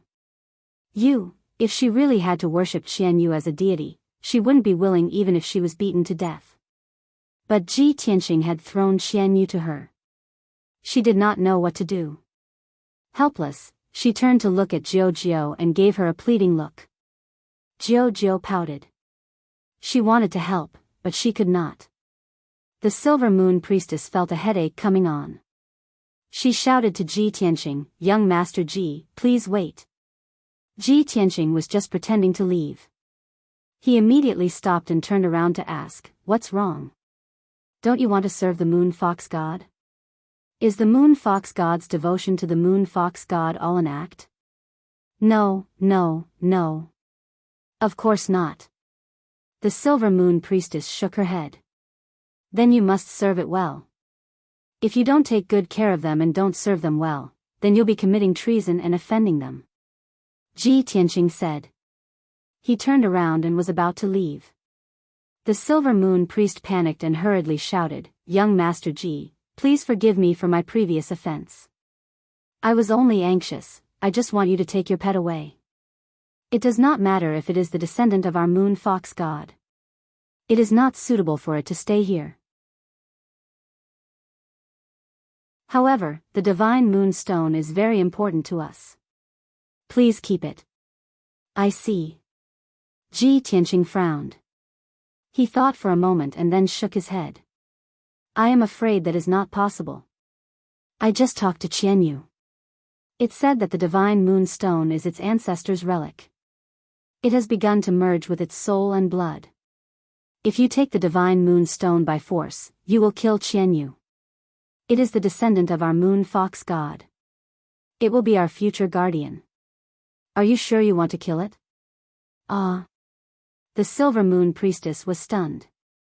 She murmured in disbelief. How can this be? What should I do? Simple. Ji Tianqing said righteously. Qian, you can stay with the divine moon stone. You can serve it well and help it grow into the moon fox god.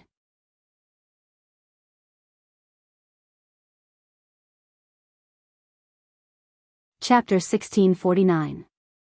Ji Tianqing's two choices made the silver moon priestess feel extremely aggrieved. She didn't want to accept either choice. If she could turn back time, she would rather offend Jiao than let Ji Tianqing and Qianyu enter Mount Yaoyu.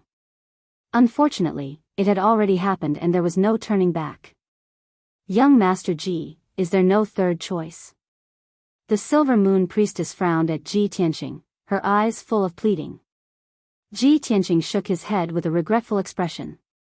I'm sorry, I have no choice. The silver moon priestess lowered her head in silence.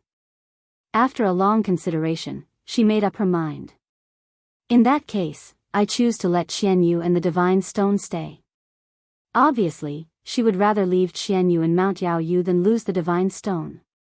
Ji Tianqing seemed to have expected her to make this choice. He nodded calmly. Since the silver moon priestess has made her decision, then so be it. But I have to remind you that Qianyu has never left my side. If I'm not by its side, it won't be used to it and its temper will be very bad. With its temper, it will most likely tear down this temple. After all, this temple is dedicated to it. It will also destroy the entire Mount Yaoyu, destroy all the buildings, and even beat up the people of the Moon Fox clan. In addition, it is still growing and needs to consume a large amount of spiritual stones and pills every day.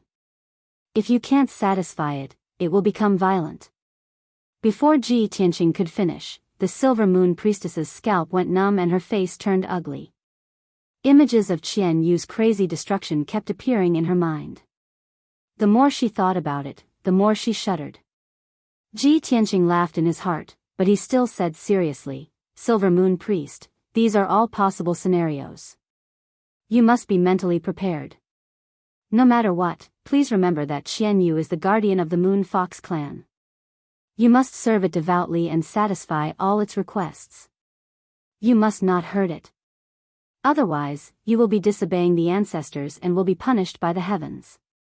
In the end, she didn't even wait for Ji Tianqing to finish before shouting, Stop! Young Master Ji, please take it away. The peace and tranquility of our Moon Fox clan was not easy to come by. I don't want our home to be destroyed. After saying that, she threw Qianyu to Ji Tianqing as if she was throwing away a hot potato. With a wave of his hand, Ji Tianqing kept Qianyu back into his sleeve and into the sword world. He looked at the Silver Moon Priest with a face full of regret and said in a helpless tone, Sigh, Silver Moon Priest, it seems that your faith is not devout enough. I've read in books that there are many ancient races that worship certain gods. Every year, they will hold a sacrifice to the gods. In order to show their devout faith, not only did they spend a lot of effort, they even used up the entire clan's financial resources to hold a sacrifice. In fact, they would even choose a few virgin boys and girls, kill them and sacrifice them to the gods. No, no, no. Absolutely not. The Silver Moon Priest's face paled as he waved his hands. Young Master Ji, I've also heard of those legends. They are all ancient and evil races. The gods they believed in were evil gods. Our Moon Fox clan does not fight with the world and yearns for peace and tranquility. We would never do such a thing. You should take Qianyu away. At the end, the Silver Moon Priest's tone was full of helplessness. His heart was already dead. Ji Tianqing nodded slightly and pointed to the people outside the temple. He asked, How do you plan to explain this to the people? This. The Silver Moon Priest was speechless again and fell into silence. Ji Tianqing said seriously, Isn't that simple? Just pass on what I said to everyone, word for word. The people of the Moon Fox clan have been worshipping the ancestors for generations. Their devout faith has touched the ancestors and made them manifest. The descendants of the ancestors have come to the mortal world and come to the Moon Summoning Mountain to retrieve the Moon Summoning Divine Stone. This means that the ancestors have received everyone's faith. However, the ancestors will bless the Moon Fox clan to be peaceful and prosperous. After a few hundred years, the descendants of the ancestors will grow into the new gods and protect the Moon Fox clan forever. After he finished speaking, there was silence in the temple. The Silver Moon Priest and the 4 silver-armored guards all stared at him with their mouths agape, stunned on the spot. Jiao was also taken aback. She covered her mouth and laughed. She even sent a telepathic message to Ji Tianqing. Tianqing, you were acting like a preacher in the theocracy just now. Ji Tianqing rolled his eyes and asked, are you saying that I'm a swindler? Ahem. Jiao glared at him and said seriously, don't mention the word swindler. It is taboo in the theocracy. Ji Tianqing just remembered that martial god Taihao was the lord god of the 6 kingdoms. The theocracy had sent many preachers to spread the name of the Lord God in the various kingdoms and guide the people to worship the Lord God. The word swindler was full of negative connotations, and it was indeed damaging to martial god Taihao's reputation. At this time, the Silver Moon Priest weighed the pros and cons for a moment before nodding his head. Now that things have come to this, we can only do as young Master Ji says. Sigh. The Silver Moon Priest stared at the 4 silver-armored guards and ordered, don't you dare say a word about what happened just now. Otherwise, I will punish you according to the rules of the tribe. The 4 silver-armored guards kept quiet out of fear. They quickly bowed and said, yes, young master. The Silver Moon Priest was relieved. Surrounded by the 4 silver-armored guards, she walked out of the temple. Ji Tianqing and Jiao looked at each other and followed the Silver Moon Priest out of the temple. As soon as they reached the gate of the temple, they were surrounded by more than 200 Moon Fox tribesmen. The Moon Fox clansmen were all agitated and filled with righteous indignation. Many of them were waving their fists and shouting, asking the Silver Moon Priest to punish the bastard who blasphemed the Lord God. The Silver Moon Priest waved her hand and signaled for everyone to quiet down. Then, she said solemnly, what happened just now was not because someone offended the Lord God. It was because the Lord God had manifested himself. It was the piety of the Moon Fox tribesmen that moved the Lord God and caused the miracle to happen. This is a joyous occasion. The descendant of the Lord God has come to the mortal world and come to our moon gathering mountain. Although she said it was a joyous occasion, she could not bring herself to smile. The Moon Fox tribesmen listened carefully to the Silver Moon Priest's words and were enlightened. After the Silver Moon Priest finished speaking, the people were even more surprised. They all cheered and clapped their hands in joy. In fact, many emotional people even knelt down to worship the temple in an extremely pious manner. Everyone wanted to see for themselves what the descendant of the Lord God looked like.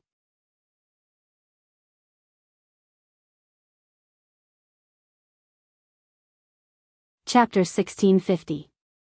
The members of the Moon Fox clan were cheering and praying to the temple, deeply grateful for its help. The simple people danced and sang excitedly. They were discussing how to hold a grand banquet to celebrate this joyous occasion. The Silver Moon Priest saw this and was so heartbroken that she could not speak. She said a few perfunctory words to the people and hurriedly left the temple. Ji Tianqing and Jiao took the opportunity to leave the Moon Summoning Mountain quietly. The two of them rode on the Pegasus and flew across the sky as fast as lightning, returning to Taihao City. On the way back, Jiao kept looking at Ji Tianqing with a strange expression and snickered from time to time. Ji Tianqing sat upright on the back of the Pegasus. He originally wanted to maintain a straight face and maintain a serious appearance.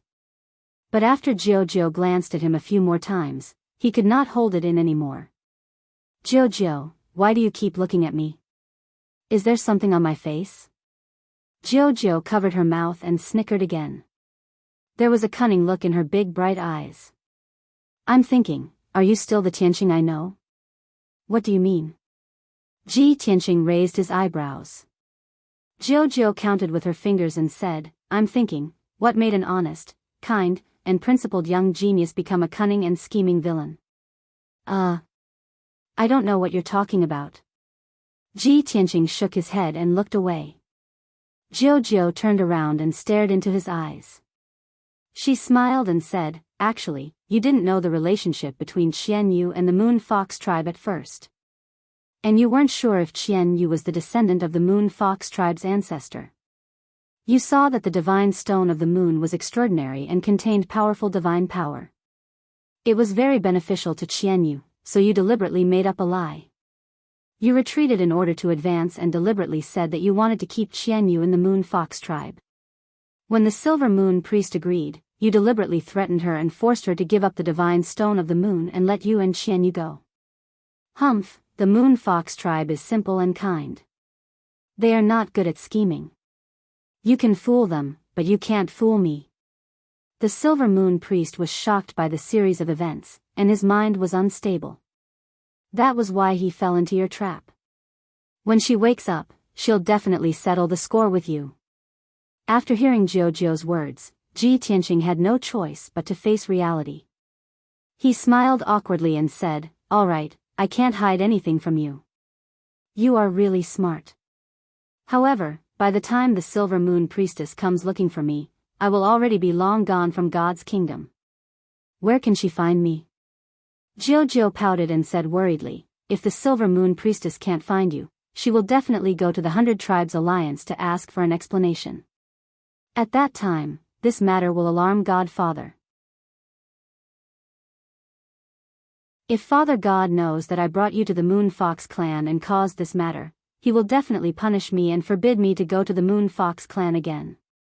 Ji Tianqing revealed an apologetic look and comforted her, I'm really sorry about this matter, but you are the Divine Lord's most beloved little princess, he won't be too harsh on you. Jiao was still a little unhappy. She pouted and said, but, I can't go to the Moon Fox clan to taste the moon scar pastries anymore. That's simple. Ji Tianqing thought for a moment and said seriously, in the future, when I travel the world, if I come across any delicious food, I will bring back 100 servings as compensation. Yes, that's a good idea. Jiao smiled and nodded, Tianqing, you promised me, you can't go back on your words. Don't worry, I won't lie to you. Ji Tianqing smiled and patted her head gently. Jiao pouted and said unhappily, humph. Don't touch my head, do you think I'm a child? I'm much older than you. All right. Ji Tianqing nodded and couldn't help but reach out and touch her head a few more times. Jiao stared at him speechlessly and pouted, pretending to be angry. Ji Tianqing smiled even more happily. 2 hours later, the Pegasus returned to Taihao City and landed in Rui Palace. Ji Tianqing returned to his residence and entered a secret chamber to meditate. As he meditated, he released his consciousness from time to time to check on Qian Yu's situation. Qian Yu had been sleeping in peaceful Soil City in the Sword World. The size of the divine moon stone had shrunk slightly, but it still emitted a mysterious silver light and fluctuated with powerful divine power. Qian Yu's bloodline and soul had fused with the divine stone's power and were rapidly strengthening. Ji Tianqing could vaguely sense that Qian Yu would soon break through to the primordial spirit realm. And the divine power contained in the divine moon stone would allow it to reach the 6th level of the primordial spirit realm or even higher.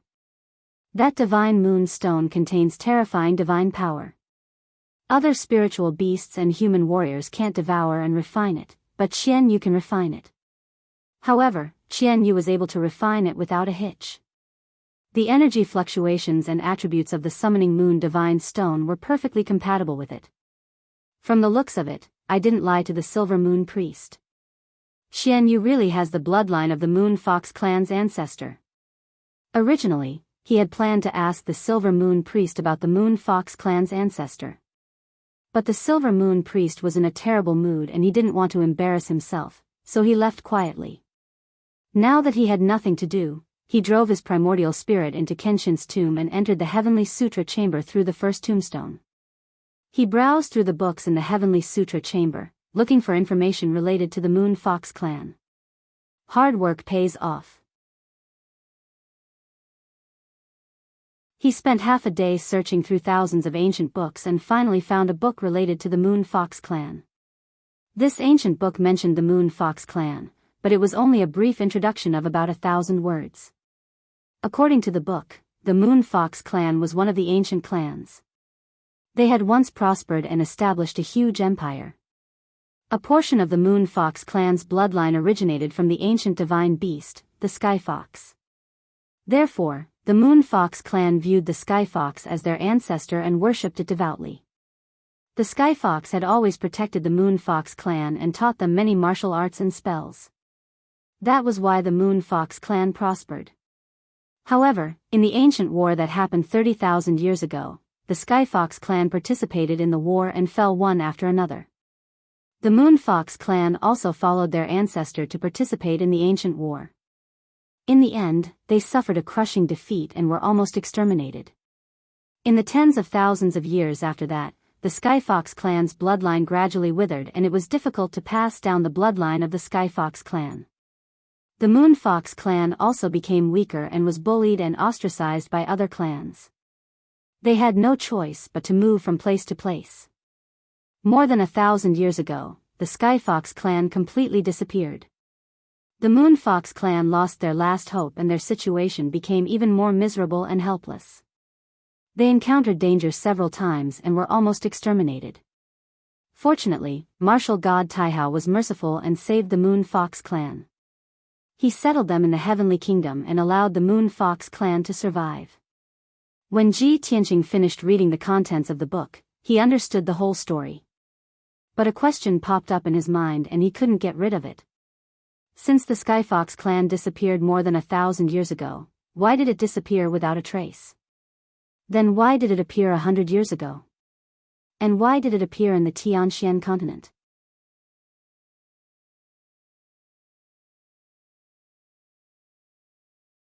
Chapter 1651. Ji Tianqing could not figure out the Heavenly Fox clan for the time being, so he had to put it aside for the time being. He calmed down and cultivated, silently improving his strength. Now that he had reached the peak of the 7th level of the Essence Soul Realm, he could reach the 8th level of the Essence Soul Realm as long as he broke through the bottleneck.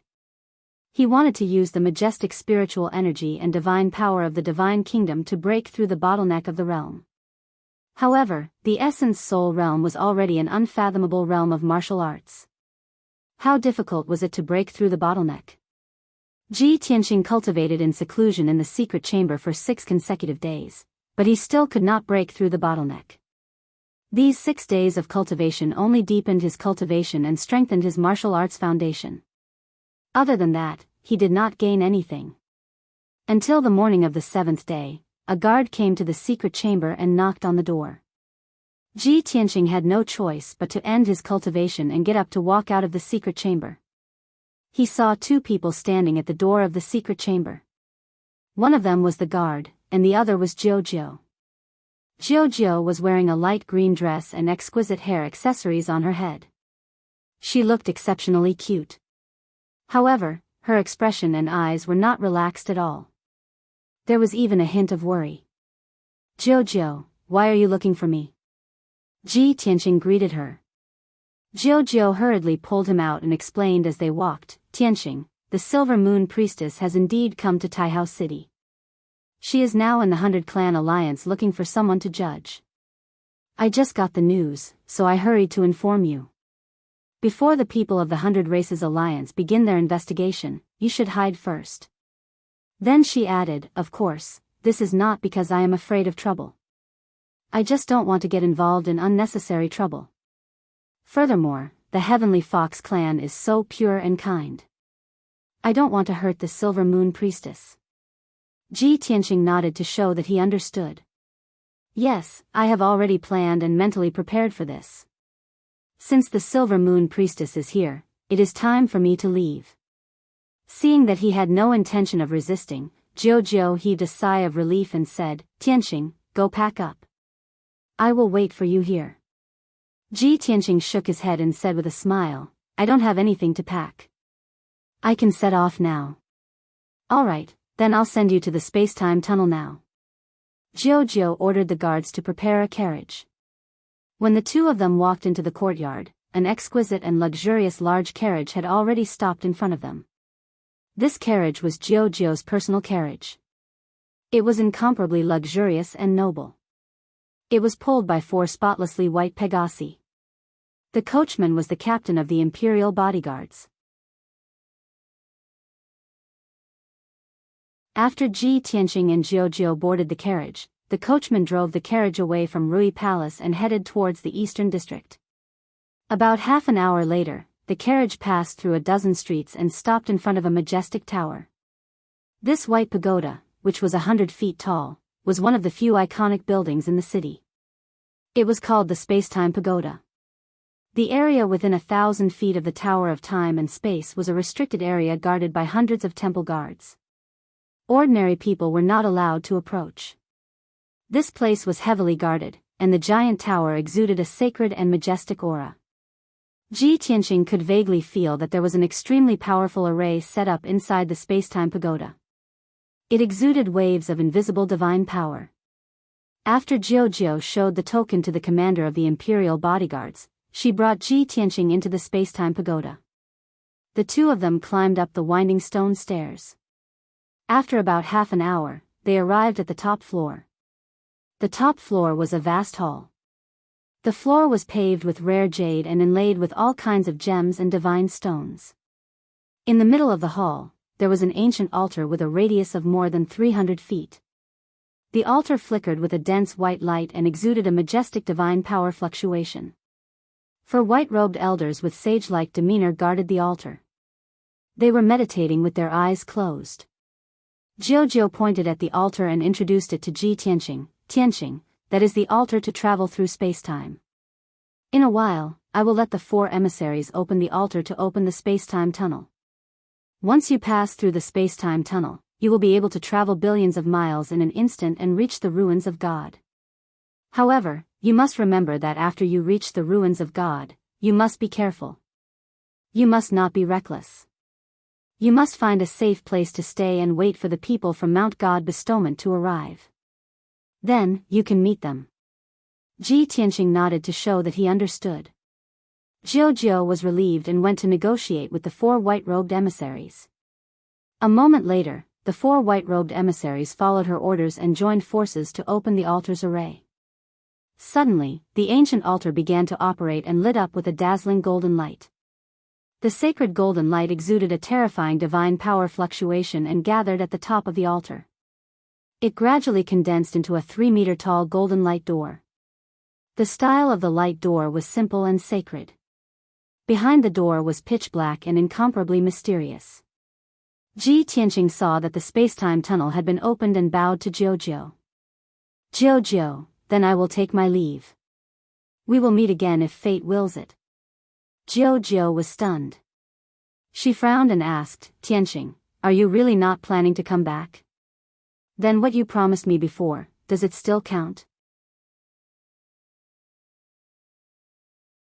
Ji Tianqing reached out and patted her head. He smiled and said, the road ahead is long. Everything is unknown. Perhaps I will come back one day. No matter what, I will not forget what I promised you. I will definitely do it. Jiao's mood became even more depressed.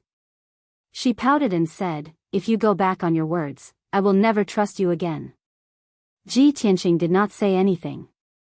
He just smiled and waved at her. Then, he stepped into the space-time light door. Swoosh! In the next moment, the space-time light door flashed with golden light. Ji Tianqing's figure disappeared. The 4 white-robed emissaries gradually stopped, and the space-time light door gradually dissipated. Jiao stood in place and stared blankly at the space-time light door dissipating. After a long time, she turned and left. Swoosh! Ji Tianqing only saw a flash of light in front of his eyes. He left the boundless darkness and came to an unfamiliar place. He appeared on a 10,000 feet tall mountain. He stood on a huge black rock at the peak of the mountain. A biting cold wind blew in his face, causing his clothes to flutter and his long hair to dance wildly. He looked around calmly and observed the terrain of this area. He saw that the sky was gloomy and filled with endless leaden clouds. There was also a whistling cold wind that wreaked havoc. There was not a trace of green on the bare mountain peak. Not even a small tree or grass could be seen. There was only grayish-brown soil and bare rocks everywhere. The entire mountain under his feet was a withered gray. It was as if there was a dead aura around it. Around the mountain, there were 10,000 feet deep ancient valleys, long and narrow ravines, and undulating mountain ranges. However, there was no green forest or vegetation within a radius of a few hundred miles.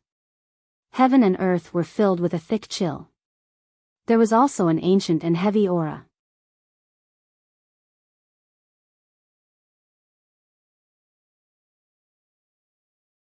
Chapter 1652. Before coming to the ruins of God, Ji Tianqing had done an investigation and understood the situation of the ruins of God. The ruins of God had existed since the ancient times. However, in the first 10 or 20,000 years, this area had been covered by fog. No one could find this place, and almost no one could enter the ruins of God to see its true appearance. About 8,000 years ago, news of the ruins of God began to spread on the continent. Many martial arts experts heard the news of the ruins of God and rushed in. Some wanted to pay homage to the ruins of the ancient gods, while others wanted to obtain the inheritance or treasures of the ancient gods. In short, for a long time, the ruins of God was known as the most mysterious treasure land on the continent, attracting experts of various races to explore. Although a few lucky people successfully entered the ruins of God and obtained great gains and surprises, most of the people lost. However, most of them were lost in the ruins of God. They either died under the claws of the ferocious beasts or mysteriously disappeared. 5,000 years ago, the three divine kingdoms were established and began to intervene. The three divine kingdoms discussed and decided to join forces to explore the ruins of God in order to obtain the inheritance and treasures of the ancient gods. However, the mysterious guardian of the ruins of God appeared. He was the old man of the ruins of God. Whether the experts of the three divine kingdoms joined forces or the divine lords personally took action, they could not do anything to him.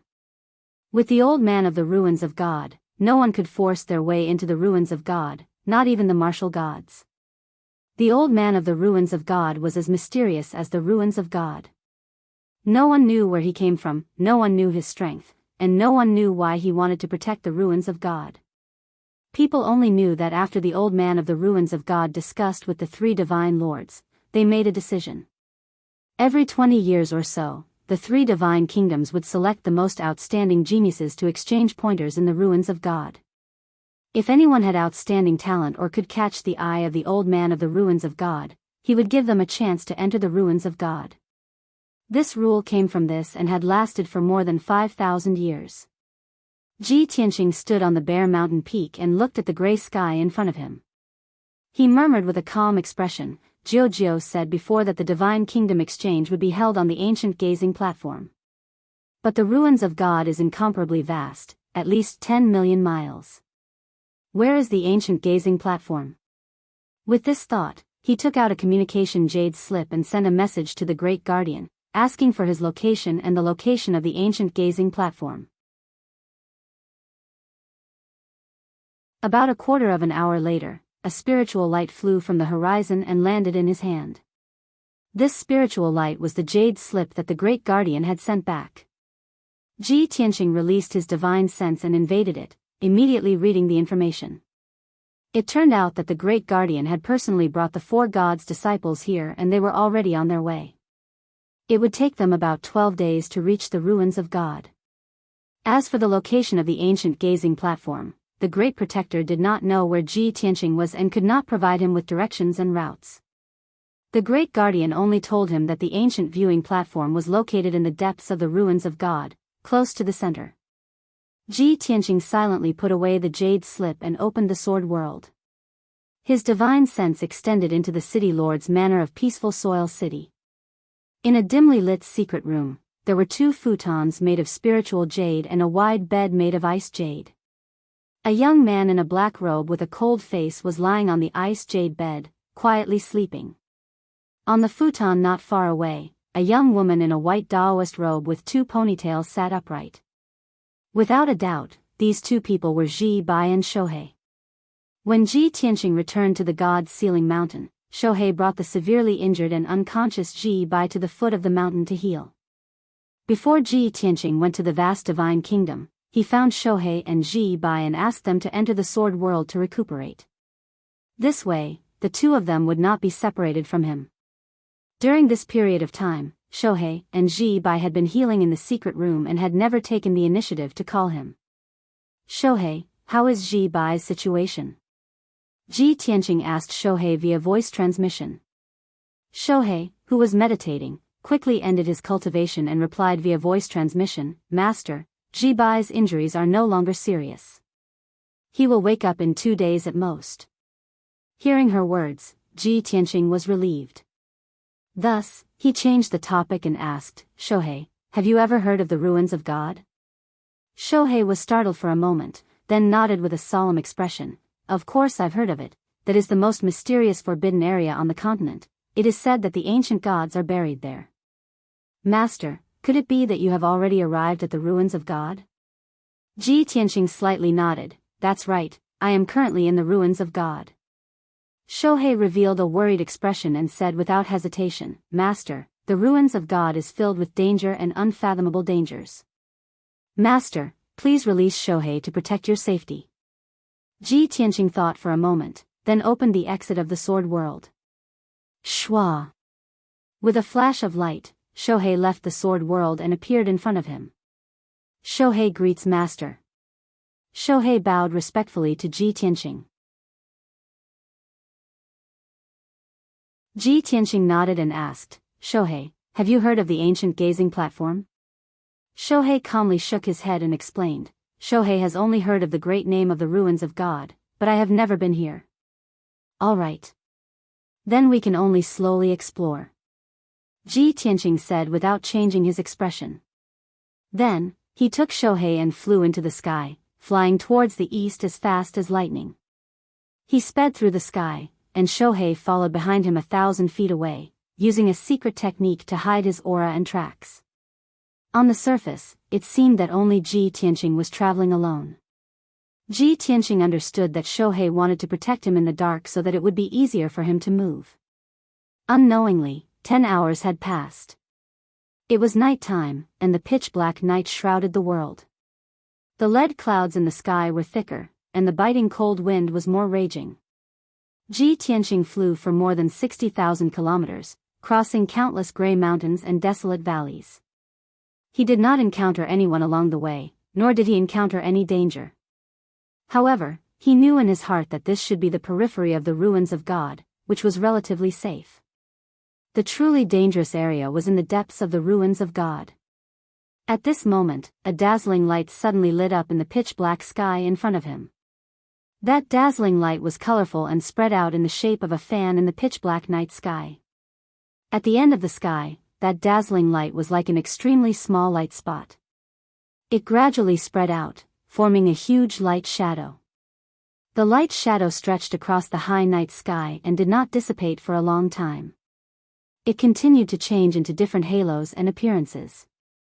Seeing this scene, Ji Tianqing, who was flying and hurrying on his way, immediately raised his eyebrows. This is a phenomenon of heaven and earth? Of course, he could see that it was a phenomenon of heaven and earth caused by some powerful divine object. Even though he was very far away, he could vaguely feel a trace of faint divine power fluctuation. Looking at the source of the light beam, it seems to be in the depths of the ruins of God. I don't know what happened, but it actually caused such a shocking phenomenon of heaven and earth that can be seen from hundreds of thousands of kilometers away.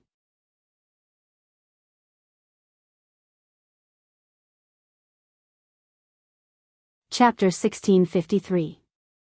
If it were anywhere else, even if a phenomenon of heaven and earth appeared, Ji Tianqing would not associate it with the birth of a divine object. However, this was the ruins of God, the most mysterious forbidden land on the continent. It was also the #1 treasure land. This area was said to be the mausoleum of the ancient gods, and countless divine objects and relics were buried there. In the entire Jianghu continent, if there was a place where a divine object was most likely to appear, it would undoubtedly be here. Thus, Ji Tianqing increased his flying speed and flew in the direction of the colorful light. Shohei also saw the dazzling light in the night sky and could tell that it was a special phenomenon of heaven and earth. There was no need for Ji Tianqing to explain. She could also guess what Ji Tianqing was thinking, so she sped up and followed him. Very quickly, another few hours passed. By the time dawn arrived, the five-colored dazzling light in the sky had gradually dissipated. However, Ji Tianqing had identified the direction and estimated the approximate distance. He was about 70 to 80,000 miles away from the source of the colorful light. He would arrive in 12 to 14 hours. The colorful light has already dissipated. There are only two possibilities. Either the divine object has been taken away, or the divine object has gone into hibernation.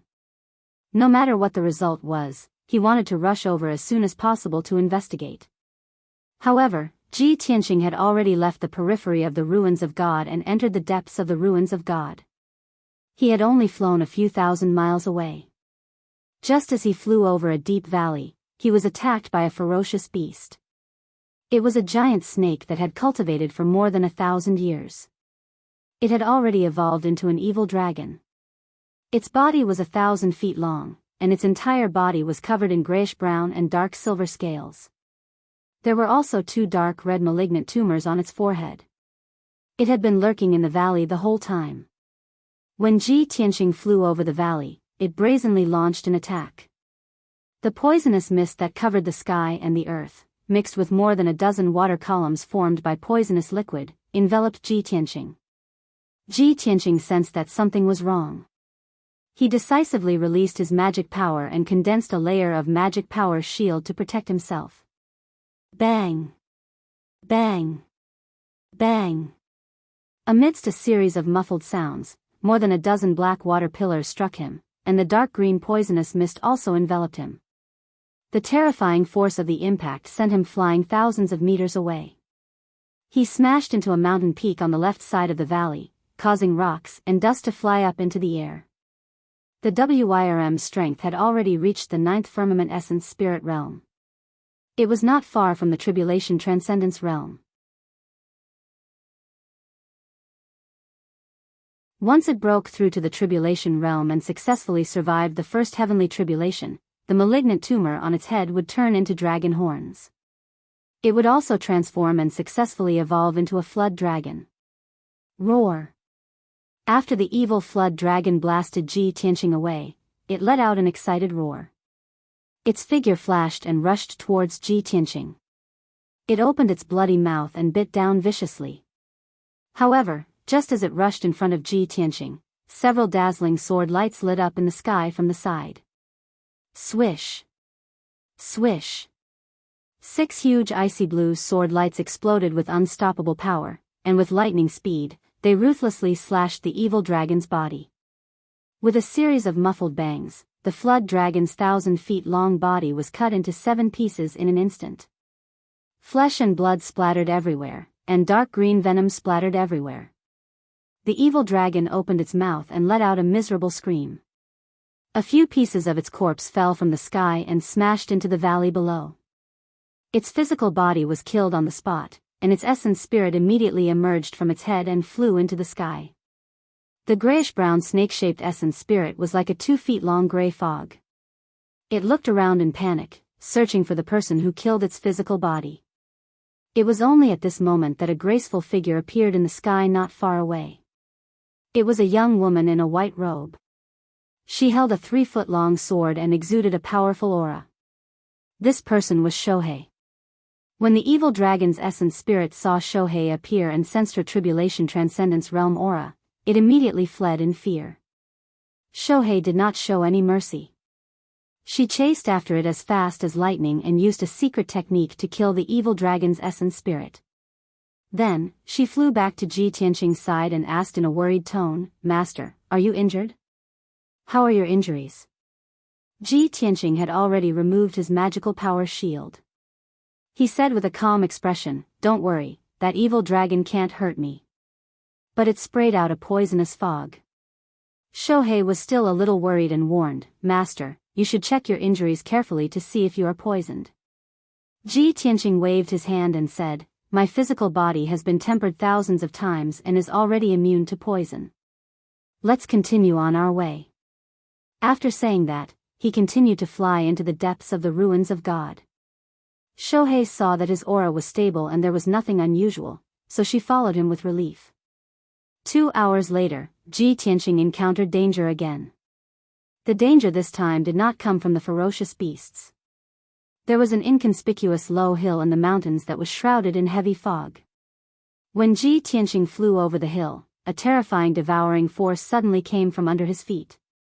It was as if an invisible hand had grabbed him and pulled him down.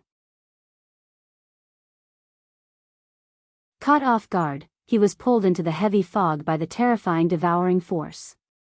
Only then did he see clearly that under the cover of the fog, there was a black hole covered by rubble on the hill. The black hole with a radius of 10 feet was like a bottomless abyss, but also like the huge mouth of a ferocious beast that wanted to devour people. It looked rather sinister and terrifying. The invisible devouring force was so powerful that it could almost tear space apart.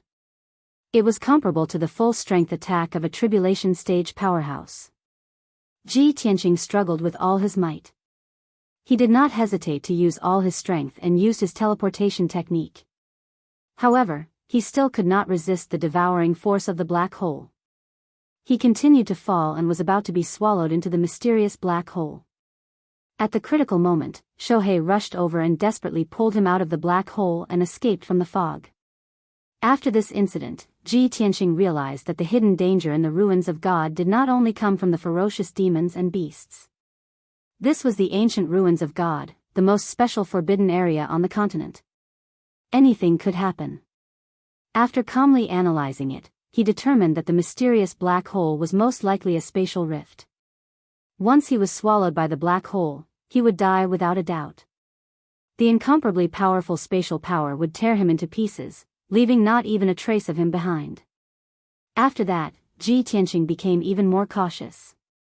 About an hour later, he had just flown over a 10,000 feet tall mountain when he discovered a stream of flame in the sky to his side. Within the dark red flames, a tall figure was wrapped in it. Ji Tianqing was immediately alert. He carefully observed and saw that it was a burly middle-aged man with a head full of red hair. Swoosh! The middle-aged man went straight for Ji Tianqing and stopped 100 steps in front of him. "Hey, kid, do you also want to go to Mount Fulong to get a share of the loot?" The middle-aged man sized up Ji Tianqing and asked in a frivolous tone. He was wearing black leather armor. His left hand was on his waist and his right hand was holding a broadsword on his shoulder. He exuded an unruly aura.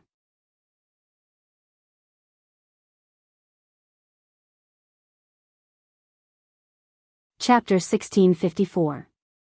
The red-haired man was obviously from the Shenwu continent. Furthermore, he had the strength of a first-level tribulation realm cultivator. In this divine ruins that was filled with danger, any stranger could become an enemy, so how could Ji Tianqing let his guard down? Moreover, the red-haired man was filled with arrogance and bloodthirst, so he was obviously not a good person. What surprised Ji Tianqing was that after the red-haired man sized him up, he curled his lips and sneered. He, a mere primordial spirit realm junior dares to come to the ruins of God to search for treasures? You must be tired of living. Kid, let Big Brother Huokue advise you to leave this place quickly. The divine item in Mount Hidden Dragon isn't something you can touch. Don't lose your life when the time comes. After hearing his words, Ji Tianqing could tell that something was amiss. He raised his eyebrows and asked, "You're Huokue, an adventurer who often roams the ruins of God?" "That's right. You're not too stupid." Huokue nodded and grinned. Ji Tianqing continued to ask, "Mount Hidden Dragon is tens of thousands of kilometers away. You haven't even reached there yet, so how do you know that a divine item has appeared there? It seems that you know a lot about Mount Hidden Dragon and that divine item." Huokue glanced at him and revealed a playful smile. "Oh, you want to trick me? What, you still haven't given up? Ji Tianqing calmly replied, divine items are rare. Even if I don't have the fate to obtain them, it's still good to be able to take a look. Hua Kuei had a frivolous attitude and nodded. Since you're so stubborn and insist on crashing into Mount Hidden Dragon, I'll fulfill your wish this time. Didn't you want to ask for information? Show some sincerity first. As he spoke, he rubbed his fingers at Ji Tianqing, looking like he was asking for money. Ji Tianqing didn't beat around the bush and said straightforwardly, name your price. 30,000 spirit stones, not one less. Hua Kuei stretched out 3 fingers and smiled. I guarantee that you'll get the information you want. Ji Tianqing didn't bargain with him, and simply took out 30,000 spirit stones. He waved his hand, and shot out a golden light and sent it over. When Hua Kuei saw this, an almost undetectable trace of anger flashed through his eyes. Obviously, he did not expect Ji Tianqing to be so straightforward. If he had known earlier, he would have definitely asked for an exorbitant price. Ha ha ha. So generous. Looks like this kid is a fat sheep. Hua Kuei sneered inwardly. He extended his hand and grabbed the golden ball of light. After counting the 30,000 spirit stones, he put them all into his spatial ring. Very good. Brat, you sure are straightforward. Hua Kuei gave Ji Tianqing a thumbs up and revealed an appreciative smile. Let's talk as we walk. If we're late, we won't make it in time. He flew side by side with Ji Tianqing. As they rushed to Mount Fulong, he explained the cause of the incident. A month ago, some adventurers spread the news that there was a divine light flickering in Mount Fulong. I led a few brothers to investigate, but we found nothing. In the following month, the divine light appeared frequently, and even I saw it once. After the news spread, several groups of adventurers went to investigate. However, a group of mysterious powerhouses seized the opportunity and occupied Mount Fulong. Several adventurers tried to force their way in, but they were all killed by those mysterious powerhouses. Only one veteran managed to escape, but his physical body was destroyed. Only his primordial spirit was left, and his mind was no longer clear. The more powerful those mysterious powerhouses were, the more certain I was that there must be a divine item hidden in Mount Fulong. So, I sent 2 brothers to stay near Mount Fulong to keep an eye on it. Last night, the divine item finally appeared. When he heard this, Ji Tianqing understood the gist of it. Since ancient times, there had always been adventurers who lived on the edge of their blades. They searched for divine tombs and historical remains in the ruins of God, hoping to find divine items and treasures. Hua Kuei was one of those adventurers, and he was an experienced veteran. Last night, the 2 adventurers who stayed behind to keep an eye on Mount Fulong discovered that the divine item had appeared, so they sent a message to Hua Kuei. Hua Kuei hurried to Mount Fulong after receiving the news. Ji Tianqing nodded and asked, then, do you know what the divine item that appeared in Mount Fulong is? Hua Kuei smiled proudly and nodded. Of course I know. Otherwise, why would I have my brothers keep an eye on it? However, if you want to know, you'll have to pay more. Before he could finish, Ji Tianqing sneered. Is it because I gave you the 30,000 spirit stones too readily? Do you think I'm a fat sheep? Do you know why I didn't bargain with you? It's because you can't do anything in front of me. Ji Tianqing's tone was full of confidence and domineering aura, which stunned Hua Kuei and made him frown deeply. He carefully sized up Ji Tianqing with a complicated gaze. He couldn't make up his mind. His sharp intuition told him that Ji Tianqing's actions and temperament were extraordinary, so he definitely had an extraordinary background. However, he couldn't understand where a brat at the 7th level of the primordial soul realm got such strong confidence from. After a moment of silence, Hua Kuei quickly explained with a smile in order to resolve the awkwardness. Little brother, the divine item in Mount Fulong is a rare treasure that can shock the world. If I sell this information, people will buy it for 300,000 or even 3 million spirit stones, let alone 30,000 spirit stones. Ji Tianqing didn't waste any more words with him. He took out another 20,000 spirit stones and threw them in front of him. Speak. Huokue picked up the 20,000 spirit stones wrapped in golden light. After weighing them in his hand, he put them into his ring. Speaking of that divine item, I have to mention the origin of the name Mount Fulong. According to legend, Mount Fulong was formed from the corpse of an ancient divine dragon. The divine dragon's flesh and blood turned into soil, while its bones turned into mountain rocks and/or veins. Ji Tianqing said expressionlessly, "It's just a legend. Don't listen to it. Get to the point." Huokue pursed his lips and continued, "According to my brothers and my investigation, the divine item in the depths of Mount Fulong is very likely a drop of dragon blood. In ancient times, the divine dragon's corpse returned to the world, and its flesh and bones turned into a mountain range. Now that tens of thousands of years have passed, Mount Fulong has undergone some special changes under the influence of the world's spiritual energy. Therefore, all the energy in Mount Fulong has gathered into a drop of divine dragon blood. That's the essence of an ancient divine dragon's power. If anyone can obtain that drop of divine dragon blood, they can inherit the divine dragon's legacy and obtain the divine dragon's power. They have great hopes of reaching the deity realm." At this point, Huokue's tone was rather impassioned. He was filled with excitement and anticipation, and his eyes were shining.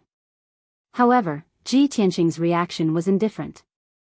He said expressionlessly, "What nonsense." Huokue saw that he didn't believe him and immediately laughed. "Ha ha ha. Little brother, you're too ignorant. Although this sounds inconceivable, this is the ruins of God, the most mysterious land of buried gods on the continent. You're tuning into the Biyao's Wuxia Chronicles YouTube channel.